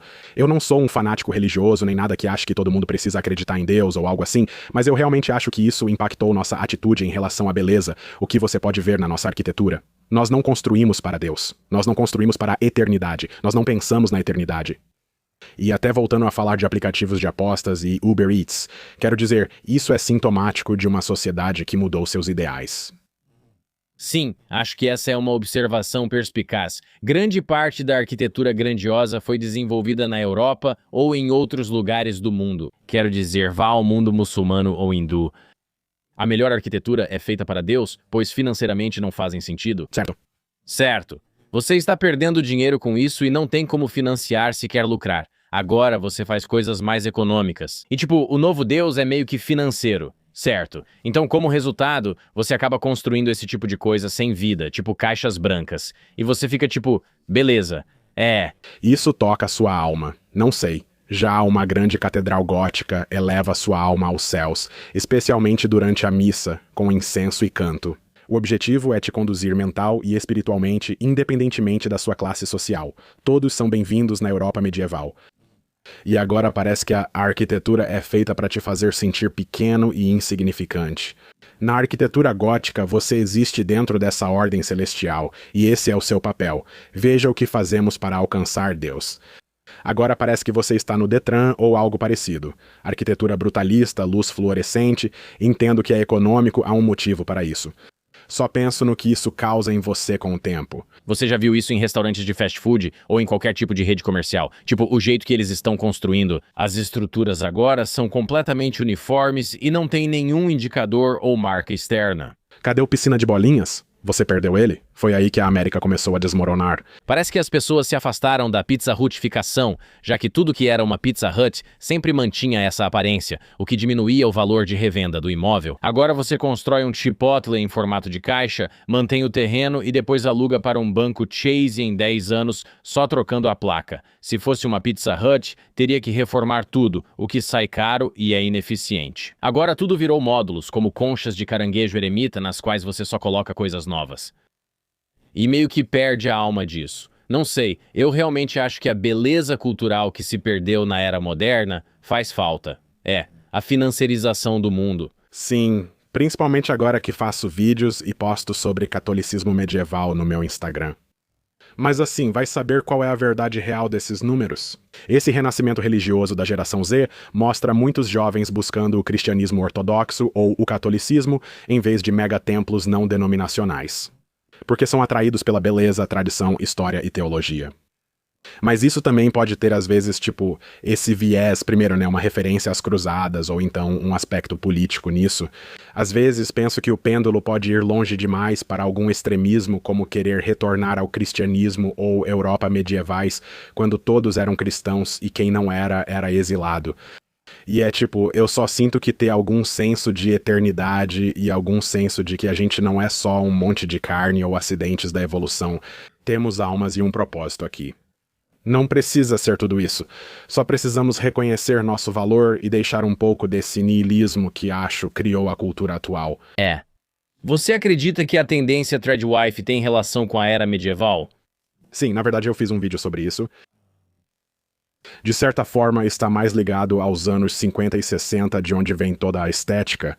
Então você tem esses influenciadores e eles se vestem como uma dona de casa dos anos 50, e é tipo, o marido está no trabalho e eu vou fazer pão de fermentação natural do zero porque ele disse que queria um sanduíche ou algo assim, ou eu vou bater manteiga e depois vou, sabe, fazer qualquer outra coisa. Acho que parte disso é rejeição da tecnologia, pois está ligada ao estilo de vida autossuficiente e fora do sistema, conectado à ideia de esposa tradicional. Então eu acho que parte disso é quase como uma reação humana natural, tipo, muita coisa mudou rápido demais. Eu vou voltar a viver do jeito que meus ancestrais viviam. Percebo que a discussão sobre esposas tradicionais e o papel da mulher em casa reflete um retorno ao que, até recentemente, foi a norma ao longo da história da humanidade. O homem trabalhava, a mulher cuidava da casa e dos filhos, como sempre foi. Mesmo nas economias domésticas medievais, imagine que você é um camponês. Trabalha e mora na fazenda, sua esposa ajuda na colheita e preparo das ferramentas, e as crianças também trabalham com vocês. É uma unidade econômica familiar. Você mora em um feudo, onde um nobre é dono da terra e você cultiva para ele. Certo. Dando grande parte disso para ele. Vocês vivem juntos? Mesmo no fim da Idade Média, se morasse na cidade e fosse comerciante, banqueiro ou trabalhador têxtil, administraria a loja com sua esposa. Talvez ela atenda na recepção e você costure nos fundos, mas ambos vivem e trabalham juntos na loja, fazendo tudo em conjunto. Assim formam uma unidade econômica familiar. E então, acho que a partir da Revolução Industrial é quando começa a ideia de que o provedor sai de casa por 8, 10 horas ou mais por dia para fazer alguma tarefa e depois volta, e é assim que deveria ser. E a mulher fica em casa e tem esse papel. Na Idade Média, muitas guildas urbanas aceitavam mulheres que atuavam em várias atividades, inclusive forjando ferro, algo normalmente ligado aos homens. Acho que às vezes as pessoas tentam impor objetivos políticos atuais ao passado, mas a história não funciona assim. E, se for o caso, deveríamos estar falando sobre trazer de volta a unidade econômica doméstica. Talvez o trabalho remoto e tudo isso tenha trazido isso de volta em pequena escala. Acho que essa é a ordem natural das coisas. Todos estamos trabalhando juntos para algo. É. Eu não sei. É interessante que, tipo, está meio que invocando algo que meio que nunca existiu. Porque esse lance da esposa tradicional é interessante porque, tipo, você vê algumas versões disso. Falo por experiência própria. Tenho um filho, tenho 29 anos. Minha esposa cuida dele e eu vou trabalhar. Essa é nossa dinâmica. Não foi por nenhum motivo político ou algo assim. Foi só o que funcionou pra gente. Mas é interessante porque você vê muitas mulheres fazendo conteúdo de esposa tradicional, e aí você descobre que muitas delas nem são casadas. Então é algo puramente performático. Elas estão vendendo alguma coisa. Sim. É sempre assim, sim. É como se criassem uma versão fictícia da mulher submissa que atrai os homens, ou então são casadas sem filhos, o que me faz pensar quantas esposas tradicionais não têm filhos. Novamente, não acho que todas as mulheres sejam obrigadas a ter filhos, mas sinto que isso meio que faz parte. Sabe o que quero dizer? Ser aquela mulher perfeita de vestido rosa, fazendo pão de fermentação natural, só é possível sem filhos pequenos. Eu não conheço nenhuma mãe que seja, tipo, mal posso esperar pra cozinhar para os meus filhos. Tipo, elas fazem isso, mas é um trabalho difícil cuidar de crianças. Tipo, é uma coisa difícil de fazer. Então, é tipo, beleza, ao que exatamente eles estão tentando voltar, é meio que essa coisa dos anos 50. Mas mesmo assim, eu nem acho que o que eles estão fazendo é como era a vida das mulheres nos anos 50. Com certeza não era assim nos anos 1550. Certo. Definitivamente, não acho que era assim nos anos 1950. De novo, não sou especialista nos Estados Unidos de meados do século. Você pode dizer que, ao contrário das esposas tradicionais que imitam os anos 50 e 60, elas enxergam isso como um retorno ao normal, ao padrão histórico e cultural. A verdade é que a dona de casa dos anos 50 e 60, mesmo que não fosse tão real quanto pensamos, foi uma anomalia histórica. Aquilo foi um momento raro na história, já que hoje a maioria das famílias precisa de 2 provedores. A economia não está boa, nem o mercado de trabalho. A ideia de um cônjuge trabalhar e o outro ficar em casa também está mudando para alguns. Acho que acontece o mesmo com a monocultura, né? Essa cultura pop unificada que todos tínhamos ou temos também está sumindo. Mas as coisas nunca foram assim. Isso foi uma anomalia histórica do século XX. Essas coisas às quais queremos voltar não são naturais. Foram uma reação humana a certas forças, como o boom do pós-guerra nos Estados Unidos, ou uma TV em cada casa que gera monocultura. Isso foi só uma falha na linha do tempo. Acho que estamos voltando ao que deveria ser, de certa forma. Não é algo a temer, está tudo bem. É difícil voltar a uma falha. Sabe o que quero dizer? Tipo, mesmo que você diga, foi uma falha, mas deveríamos voltar. Eu fico tipo, é isso, já era, essa coisa da monocultura já acabou. Certo. Nunca foi realmente como você disse. Mas também não tem como voltar atrás. Eu não sei como. Como você faria pra todo mundo acreditar na mesma coisa de novo? Não, eu sei. Especialmente porque antes a informação era muito filtrada. Agora você tem acesso a qualquer informação que quiser. Pode estar certa, pode estar errada. Mas antes... Sabe, houve uma época em que era só o noticiário da noite e todo mundo assistia a mesma coisa e era isso. Mas é uma época interessante pra se viver. E eu não sei, quero dizer, voltando ao ponto original, tipo, nós temos o mesmo hardware dos nossos ancestrais medievais, mas o nosso software é esperado que funcione de uma maneira totalmente diferente porque estamos lidando com tantos estímulos e informações diferentes. E eu sinto que é isso que está criando essa espécie de cisma na mente do homem moderno. Tipo, é difícil lidar com essas coisas porque ainda estamos operando com os mesmos sistemas que nossos ancestrais tinham, mas em uma realidade totalmente diferente. Quero dizer, é assim que eu sempre encarei isso. Tipo, pessoalmente, eu faço muitas das coisas das quais eu mesmo tiro sarro. Sabe o que quero dizer? Tipo, eu gosto de uma vida simples sempre que posso. E eu e minha esposa tivemos nosso bebê em casa, sabe? Somos hippies. Eu não sei exatamente como eu caracterizaria isso, mas minha filosofia geral, de modo amplo, é que os seres humanos viveram a maior parte da nossa existência assim. Se você acredita em algum tipo de modelo evolutivo, por centenas de milhares, talvez dezenas de milhares de anos, a maior parte do tempo fomos nômades, vivendo em pequenos grupos de pessoas. Se você rejeita o modelo evolutivo, como muitos religiosos, a maioria das histórias religiosas mostra Deus colocando Adão e Eva nus em um jardim. Então, talvez até mesmo de forma metafórica, há algo a se dizer sobre nós estarmos em contato com a natureza, vivendo em pequenos grupos. Sabe o que quero dizer? Então acho que é provavelmente aí que tudo começa. E então, qualquer coisa que se desvie disso, eu acho que adiciona pressão ao nosso condicionamento biológico em relação a como começamos. Penso que deveria tentar viver como um caçador-coletor na minha mente, mas sei que não dá pra voltar atrás. E na verdade, não quero tudo isso. Só uma parte. Mas tem pequenas coisas, tipo, sabe, simplesmente não ficar no celular. Tipo, obviamente acho que todo mundo sabe que isso faz mal. O acesso à pornografia online é destrutivo para o espírito humano, libera dopamina e afeta relacionamentos. E aí eu fico pensando, ok, a comida que a gente come, tipo, por que eu estou comendo comida que é processada de alguma forma? Tipo, eu simplesmente não acho que isso faz bem pra você. Tipo, dormir no chão. Acredito que levantar e deitar em uma cama mais firme é melhor do que uma muito fofa e amorfa. Tem várias coisinhas que eu levo em conta. É me expor ao ar fresco todos os dias e não ficar em ambientes fechados.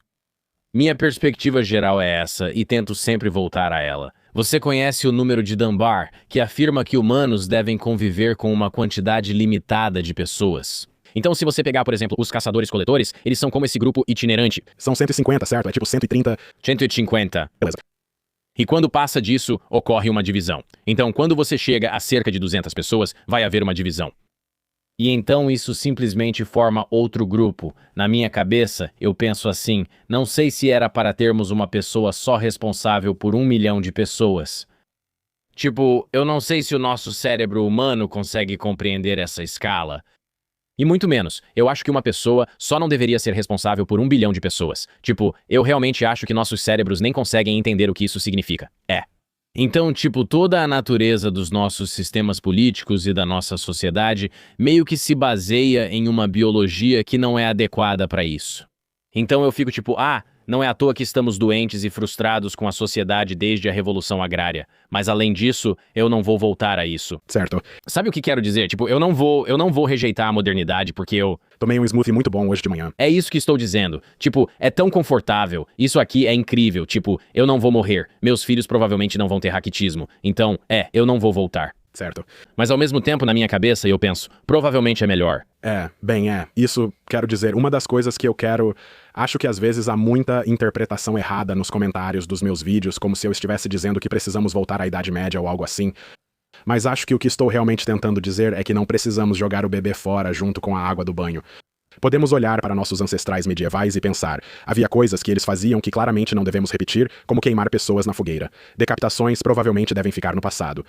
Mas havia certas práticas e coisas que eles entendiam, especialmente no aspecto emocional e espiritual, e na forma como interagiam com as pessoas e com o mundo ao redor deles, que valem a pena serem revisitadas no mundo moderno. E eu, novamente, minha esperança com esse novo renascimento e com o fim da monocultura e todo mundo se fragmentando, é que agora a consequência disso é que cada um está meio que isolado em seu próprio algoritmo, e isso levou a muita divisão política nos Estados Unidos. Minha esperança é que isso continue e que evolua junto com esse movimento de ficar cronicamente offline que está se tornando atraente, que as pessoas se envolvam mais com a cultura local, indo a shows de bandas da região, frequentando bares, brindando e fazendo novas amizades, e a ideia de não saber o nome dos seus vizinhos seria algo incompreensível para uma pessoa medieval, porque você nasce, vive e morre na mesma vila. O exílio em filmes e séries medievais é visto como castigo horrível, pois equivalia à morte. Expulso da vila, outra não te aceitaria, pois eram unidades coesas e questionariam o motivo do exílio. Então, é interessante. Talvez isso seja um novo renascimento com pessoas voltando ao modo caçador-coletor, a sua tribo. Qual é a sua tribo? Eu espero! Eu espero que isso se torne mais local. Na verdade, eu queria te perguntar, não sei se você tem uma boa resposta para isso, mas o que você pode me dizer sobre raça na Idade Média e como as pessoas percebiam etnia? Sim, bem, é interessante. Sua aparência física, vou falar especificamente da Europa medieval. Sua aparência física carregava um peso moral. Na verdade, quase voltando a essa ideia de maximizar a aparência, é o mesmo. Se você ler literatura medieval ou até bíblica, por exemplo, sobre a lepra, leprosos eram vistos como intocáveis e culpados por uma falha moral, como se tivessem feito algo errado. O mesmo acontece com pessoas com defeitos de nascença ou desfigurações graves na pele, que são vistas como moralmente erradas. E a mesma coisa, quero dizer, especialmente na literatura da época das Cruzadas e no pensamento da Europa medieval, um dos exemplos mais famosos é a Canção de Roland, que foi escrita logo após a Primeira Cruzada. É um poema épico que narra a última resistência do braço direito de Carlos Magno contra sarracenos em uma passagem montanhosa na Espanha, e é totalmente ficcional, mas eles são demonizados. Eles são descritos como tendo pele negra como o piche e sendo escuros como a noite, o que é usado para associá-los ao mal por serem diferentes de nós. Nos grandes centros urbanos, principalmente mais para o fim da Idade Média, havia comerciantes do Oriente Médio e monges etíopes visitando mosteiros. Você veria pessoas de outras raças, mas definitivamente era uma época em que existia algo que eu sinto que esquecemos na era moderna, mas que é bem recente nos Estados Unidos. Pessoas brancas costumavam ser racistas contra outras pessoas brancas. E você vê isso na literatura medieval, até mesmo voltando ao final do Império Romano, quando os romanos encontraram os Pictos, que eram um povo antigo da Escócia, vivendo no que hoje seria a Escócia moderna, eles diziam: esses são bárbaros. Um povo horrível. Eles tinham tatuagens. Eles odiavam isso. Diziam que eram inferiores. Seus crânios eram inclinados para frente e eles tinham pés e narizes largos. Então é tipo, sim, mas tanto a pele dos soldados romanos quanto a dos Pictos eram brancas. Porque branquitude, na verdade, não é uma coisa real. Não se pensava assim. Isso veio mais tarde, nos anos 1800. Tipo, é a escravidão americana que desenvolve essa ideia. Temos várias pessoas livres vindas de diferentes países na América e outras que não são livres. Elas são brancas e negras, e isso virou o fator de distinção, sendo que durante a maior parte da história da humanidade não era assim. Certo. E sua identidade étnica em culturas que não são tão multiculturais quanto, digamos, a América de hoje. Então, na Inglaterra medieval era tipo 99% branca, mas as pessoas, tipo, têm que ser racistas. As pessoas simplesmente adoram ser racistas, então você tem que encontrar alguma coisa. Então as pessoas meio que esquecem que a Inglaterra por uns 1000 anos foi tipo um caldeirão de culturas. Você tinha os britânicos originais que viviam lá, depois vieram os romanos, depois vieram os anglo-saxões, depois vieram os normandos. Houve também invasores vikings que vieram e se misturaram, formando esse caldeirão étnico. Assim, você podia dizer, ele é de origem viking e eu de origem anglo, sou anglo-saxão raiz. O britânico poderia dizer, estávamos aqui antes de vocês. Então você vê isso mais do que o racismo pela cor da pele, mas tanto fontes árabes quanto europeias, tipo, você vê em fontes muçulmanas, eles vão criticar, tipo, eles usam a pele branca pálida do invasor como um sinal da sua degeneração moral. Tipo, ele é assim, esses caras nem ficam no sol, tipo, vampírico. Interessante. É muito engraçado. Quero dizer também é quase uma vergonha de certa forma que, tipo, os americanos, não só pelas falhas morais da escravidão, mas também porque isso cria essas classes racializadas que depois exportamos para outros países onde isso nem faz sentido. Certo. Tipo o meu amigo Christos aqui. Você é branco? Acho que gregos são considerados brancos. Viu? Mas até essa resposta ele fica tipo, É hesitação. na verdade sou grego. As pessoas dizem, não, mas você é branco. E eu penso, por que sou grego? Conversando com um amigo do Sudão, ele sempre fala do pai dele. Ele disse, meu pai não acha que é negro. Fiquei sem entender. E ele disse, não, ele diz, sou sudanês. Tipo, ser negro é uma criação americana que você está tentando colocar em mim. Tipo, eu sou de um reino que existe há milhares de anos. Nós construímos templos. Nós construímos pirâmides enormes. Tipo, como assim eu sou negro? Eu sou dessa nação. Parece até que você está minimizando. Era isso que ele sentia, é engraçado. Infelizmente, isso é uma falha, pois acaba cortando as pessoas de suas raízes históricas ao serem trazidas da África Ocidental. Mas é um paradigma interessante porque é difícil para os americanos realmente imaginarem um mundo sem raça, sendo que a maior parte da existência humana não era racializada, certo? Sabe o que quero dizer? Tipo, não, no mundo medieval, ou você seria como um sarraceno.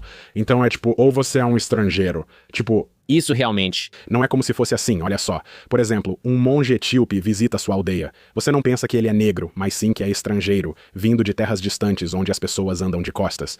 As pessoas medievais tinham várias ideias malucas sobre o que acontecia em outras partes do mundo. Certo. Mas então é mais isso mesmo. Era realmente só por falta de conhecimento. Ou acho que agora a gente já não tem mais essa desculpa. Vou te perguntar mais duas coisas. Uma é um parêntese ligado à busca de melhorar a aparência, e eu estava pensando nisso. Eu sinto que a maioria dos casamentos era arranjada de alguma forma antigamente, seja na China medieval, seja na Europa medieval. Então, por que haveria tanta valorização em ser atraente se não existisse seleção de parceiros livremente? Se fosse só tipo, beleza, vocês dois vão se casar para unir essas terras, tanto faz. Você sabe por que as pessoas querem ser atraentes? Bom, primeiro isso se conecta àquela visão medieval de que a beleza era um imperativo moral e que sua beleza estava ligada à sua divindade e à sua moralidade. Então, um dos costumes das mulheres no final da Idade Média, especialmente na cultura da corte, era depilar a linha do cabelo bem alta na testa. Se você olhar para qualquer retrato de mulheres medievais, como por exemplo se procurar pela Madonna do díptico de Melun, ela é um ótimo exemplo, Melun, díptico, mas a linha do cabelo dela vai até aqui atrás, ela tem só uma mecha de cabelo caindo. E isso era para dar um rosto mais ovalado, angelical. Certos padrões de beleza introduziram a maquiagem branca. Esse é meio que o começo dessa era. Um certo tipo de curvatura, tipo cintura fina, tipo aquele visual da Kim Kardashian, todas essas coisas servem para passar a ideia de que Deus te formou perfeitamente. Sua beleza parece ter um significado quase teológico.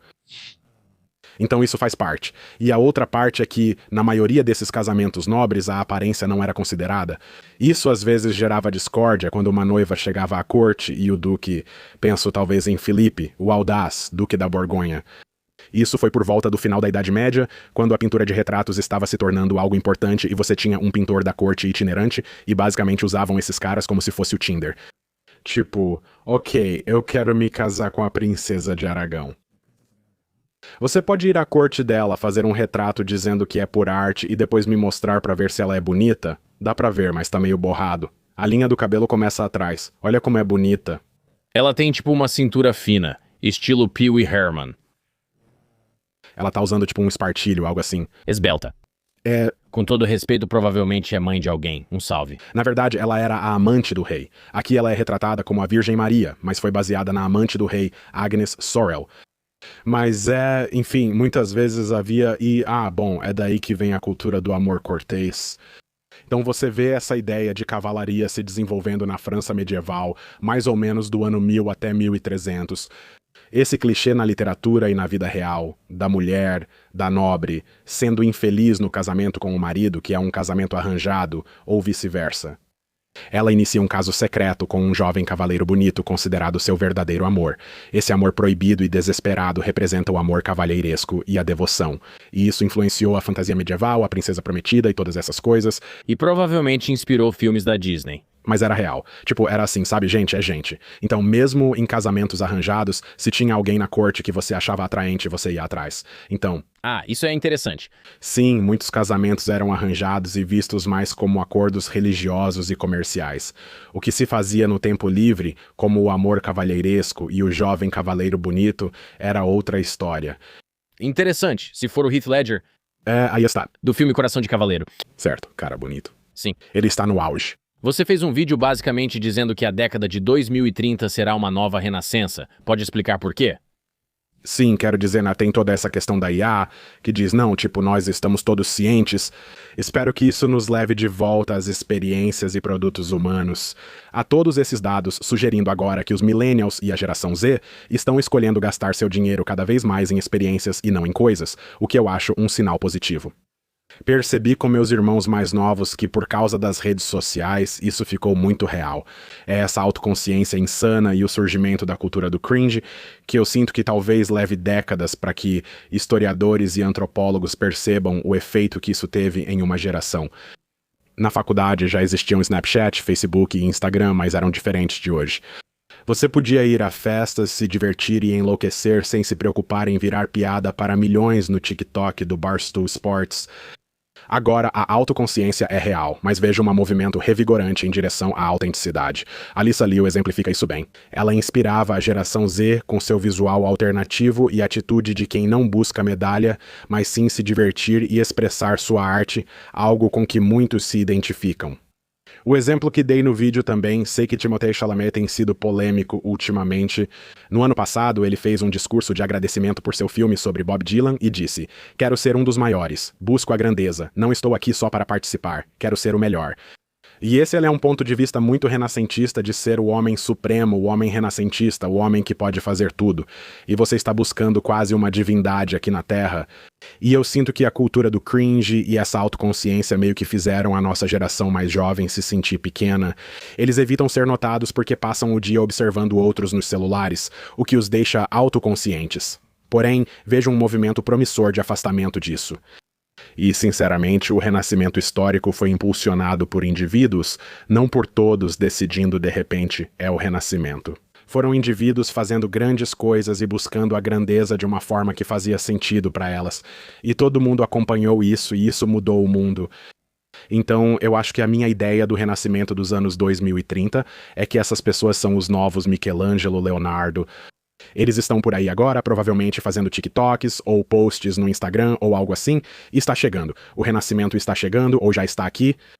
Isso realmente me faz sentir bem. É uma ideia inspiradora, né? Tomara que haja reação contrária. Normalmente, as coisas são assim, vão de um lado para o outro e há uma percepção exagerada de que tudo está sendo visto.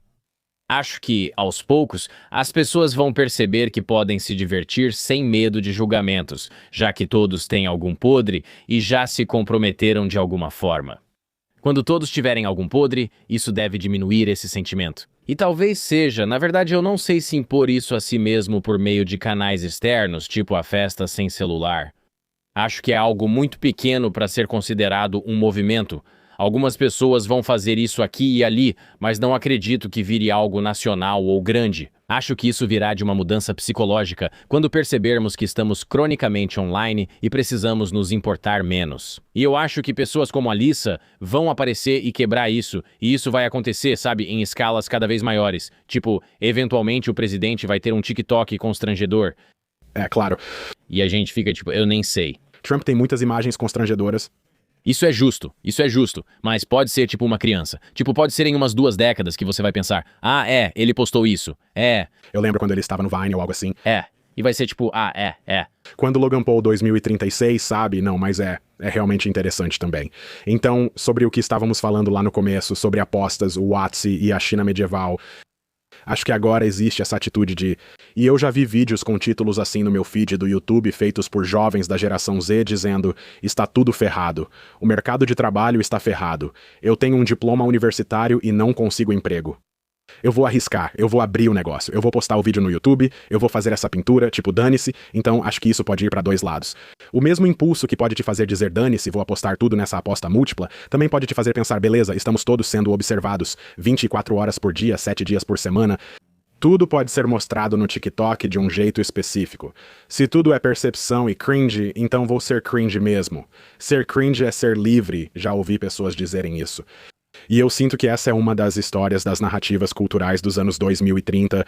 É como se R cringe fosse autenticidade de verdade, e sentir emoções sem precisar colocar uma camada de ironia e sarcasmo, e tudo isso que a gente tem agora. Tipo, eu sinto que isso é tão importante pra experiência humana. E se a gente conseguir trazer isso de volta... Acho que isso está voltando. Vai haver uma etiqueta social em torno da forma como as coisas são percebidas, como, não deveria filmar isso. Tomara. Acho que houve um tempo em que era assim. Documentar tudo era obrigatório. Afinal, você é uma estrela mundial. A gente pode filmar, então devemos, e pelo menos pra mim, eu tenho momentos que eu filmo. Penso, essa é a noite mais louca, eu e meus amigos nos divertimos muito. Mas quando você filma e vê no dia seguinte, é pior. Você fica Nossa, isso foi horrível e estávamos muito mal. Eu nem fazia sentido, chega a ser constrangedor. Né? Na verdade, eu quase prefiro só ficar com a lembrança. Eu não quero que a lembrança seja destruída pela realidade. Né? Eu preferiria. Vamos juntos a um casamento e arrasamos lá. E vamos lembrar disso desse jeito. Lembrar assim é até melhor pra sua cabeça do que ver as imagens depois. Eu parecia tão idiota, que vergonha. E eu espero que bastante gente sinta isso, porque é inevitável que as pessoas pensem, quer saber, eu vou dançar nesse casamento e não vou filmar aquele cara porque ele vai me filmar. Nós dois aceitamos que podemos parecer bobos e passar vergonha. Então ninguém vai filmar. Espero que isso traga alívio, mas não acho que será assim. Não por alguma imposição externa, tipo uma regra de sem celulares na festa. Isso ocorre quando todos pensam que não deveriam levar celulares para aproveitarem melhor. Você tem que passar vergonha primeiro. Qualquer coisa que você faça, e isso já virou um conceito batido, mas você vai ser ruim no começo. Meus primeiros vídeos no YouTube são horríveis. Eles ainda estão no meu canal, mas são terríveis. Da Vinci não saiu do útero já desenhando perfeitamente de forma anatômica. Tudo bem, isso é bonito. Robbie Graves, isso mesmo, exato. Aí está.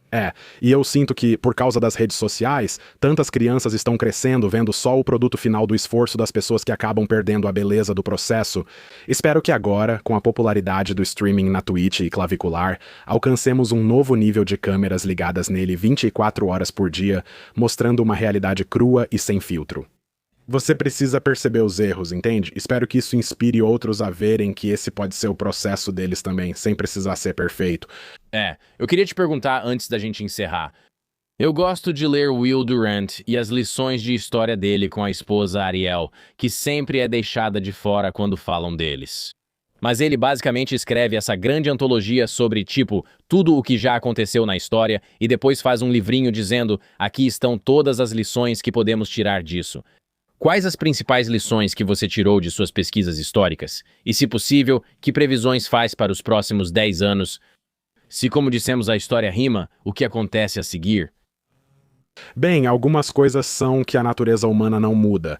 A história não se repete, mas rima. E que você pode, especialmente na era da internet, até nessas últimas semanas com o conflito no Irã e tudo o que ocorre internacionalmente... há muito caos, confusão e incerteza, mas é como se você pudesse, de certa forma, aprender a reconhecer os padrões históricos. Isso não significa necessariamente que exatamente a mesma coisa vai acontecer, mas pelo menos você pode entender os paralelos e as possíveis motivações do que está acontecendo. Acredito que isso afeta a mentalidade, pois já conversei com pessoas cronicamente online e, ao encontrá-las pessoalmente, percebi que estão cercadas por notícias e acontecimentos da cidade. Você já ouviu falar disso? Daquilo? E é quase como se, primeiro de tudo, isso é muito mais informação do que qualquer pessoa na história já teve que lidar. E, em segundo lugar, você, como ser humano, não pode se importar com tantas coisas assim. Escolha algo. Minha lição seria, priorize o que é local, escolha algo que você possa influenciar e controlar, e influencie sua comunidade local. Porque era assim que, até o século XX, os seres humanos agiam, especialmente na Idade Média. E eu vejo isso como uma espécie de previsão, à medida que o lixo gerado por IA aumenta, à medida que mais e mais pessoas se tornam conscientes, vejo isso claramente na geração Z, efeitos negativos das redes sociais, excesso de telas, TikTok, pornografia e jogos de azar. Como um movimento para se envolver com a comunidade local, iniciar projetos e encontrar sua tribo. Servidores do Discord são ótimos, mas falo da tribo da vida real. E eu acho que a humanidade crua e sem filtros é a minha previsão para os próximos 10 anos. Eu, honestamente, acho que isso vai acontecer em uma escala de tempo tão concentrada que as pessoas vão perder o encanto pelas redes sociais. Se eu abrir meu feed do Instagram e for tudo IA, eu vou fechar na hora e vou sair pra rua. Espero que as pessoas façam isso. Então essa é a minha opinião. E eu acho que isso já está começando agora. Acho que o renascimento está começando agora. E acho que está acontecendo silenciosamente. Acredito que isso ocorre porque não temos mais uma monocultura nem um meio central como a televisão que todo mundo acompanhe. Agora tudo está muito fragmentado, o que dificulta perceber. Acho que esse novo renascimento não será televisionado, já está acontecendo e será impulsionado pela juventude e pelo medieval mindset no YouTube. Veja meu canal. Eu acho que você está certo, John. Você é o cara. Eu agradeço você. E obrigado por se juntar a mim no acampamento. Sim, claro. Nós não queremos falar sobre voltar aos velhos tempos. Nós estamos acampando. É o mais longe que você pode voltar. Isso é pré-agrário. Estamos em alguma montanha nas profundezas do Iraque. Sabe do que falo? É isso. Agradeço muito, cara. Vou acompanhar seus vídeos, sou grande fã e animado para ver o que fará a seguir. Eu agradeço. Muito obrigado. Obrigado.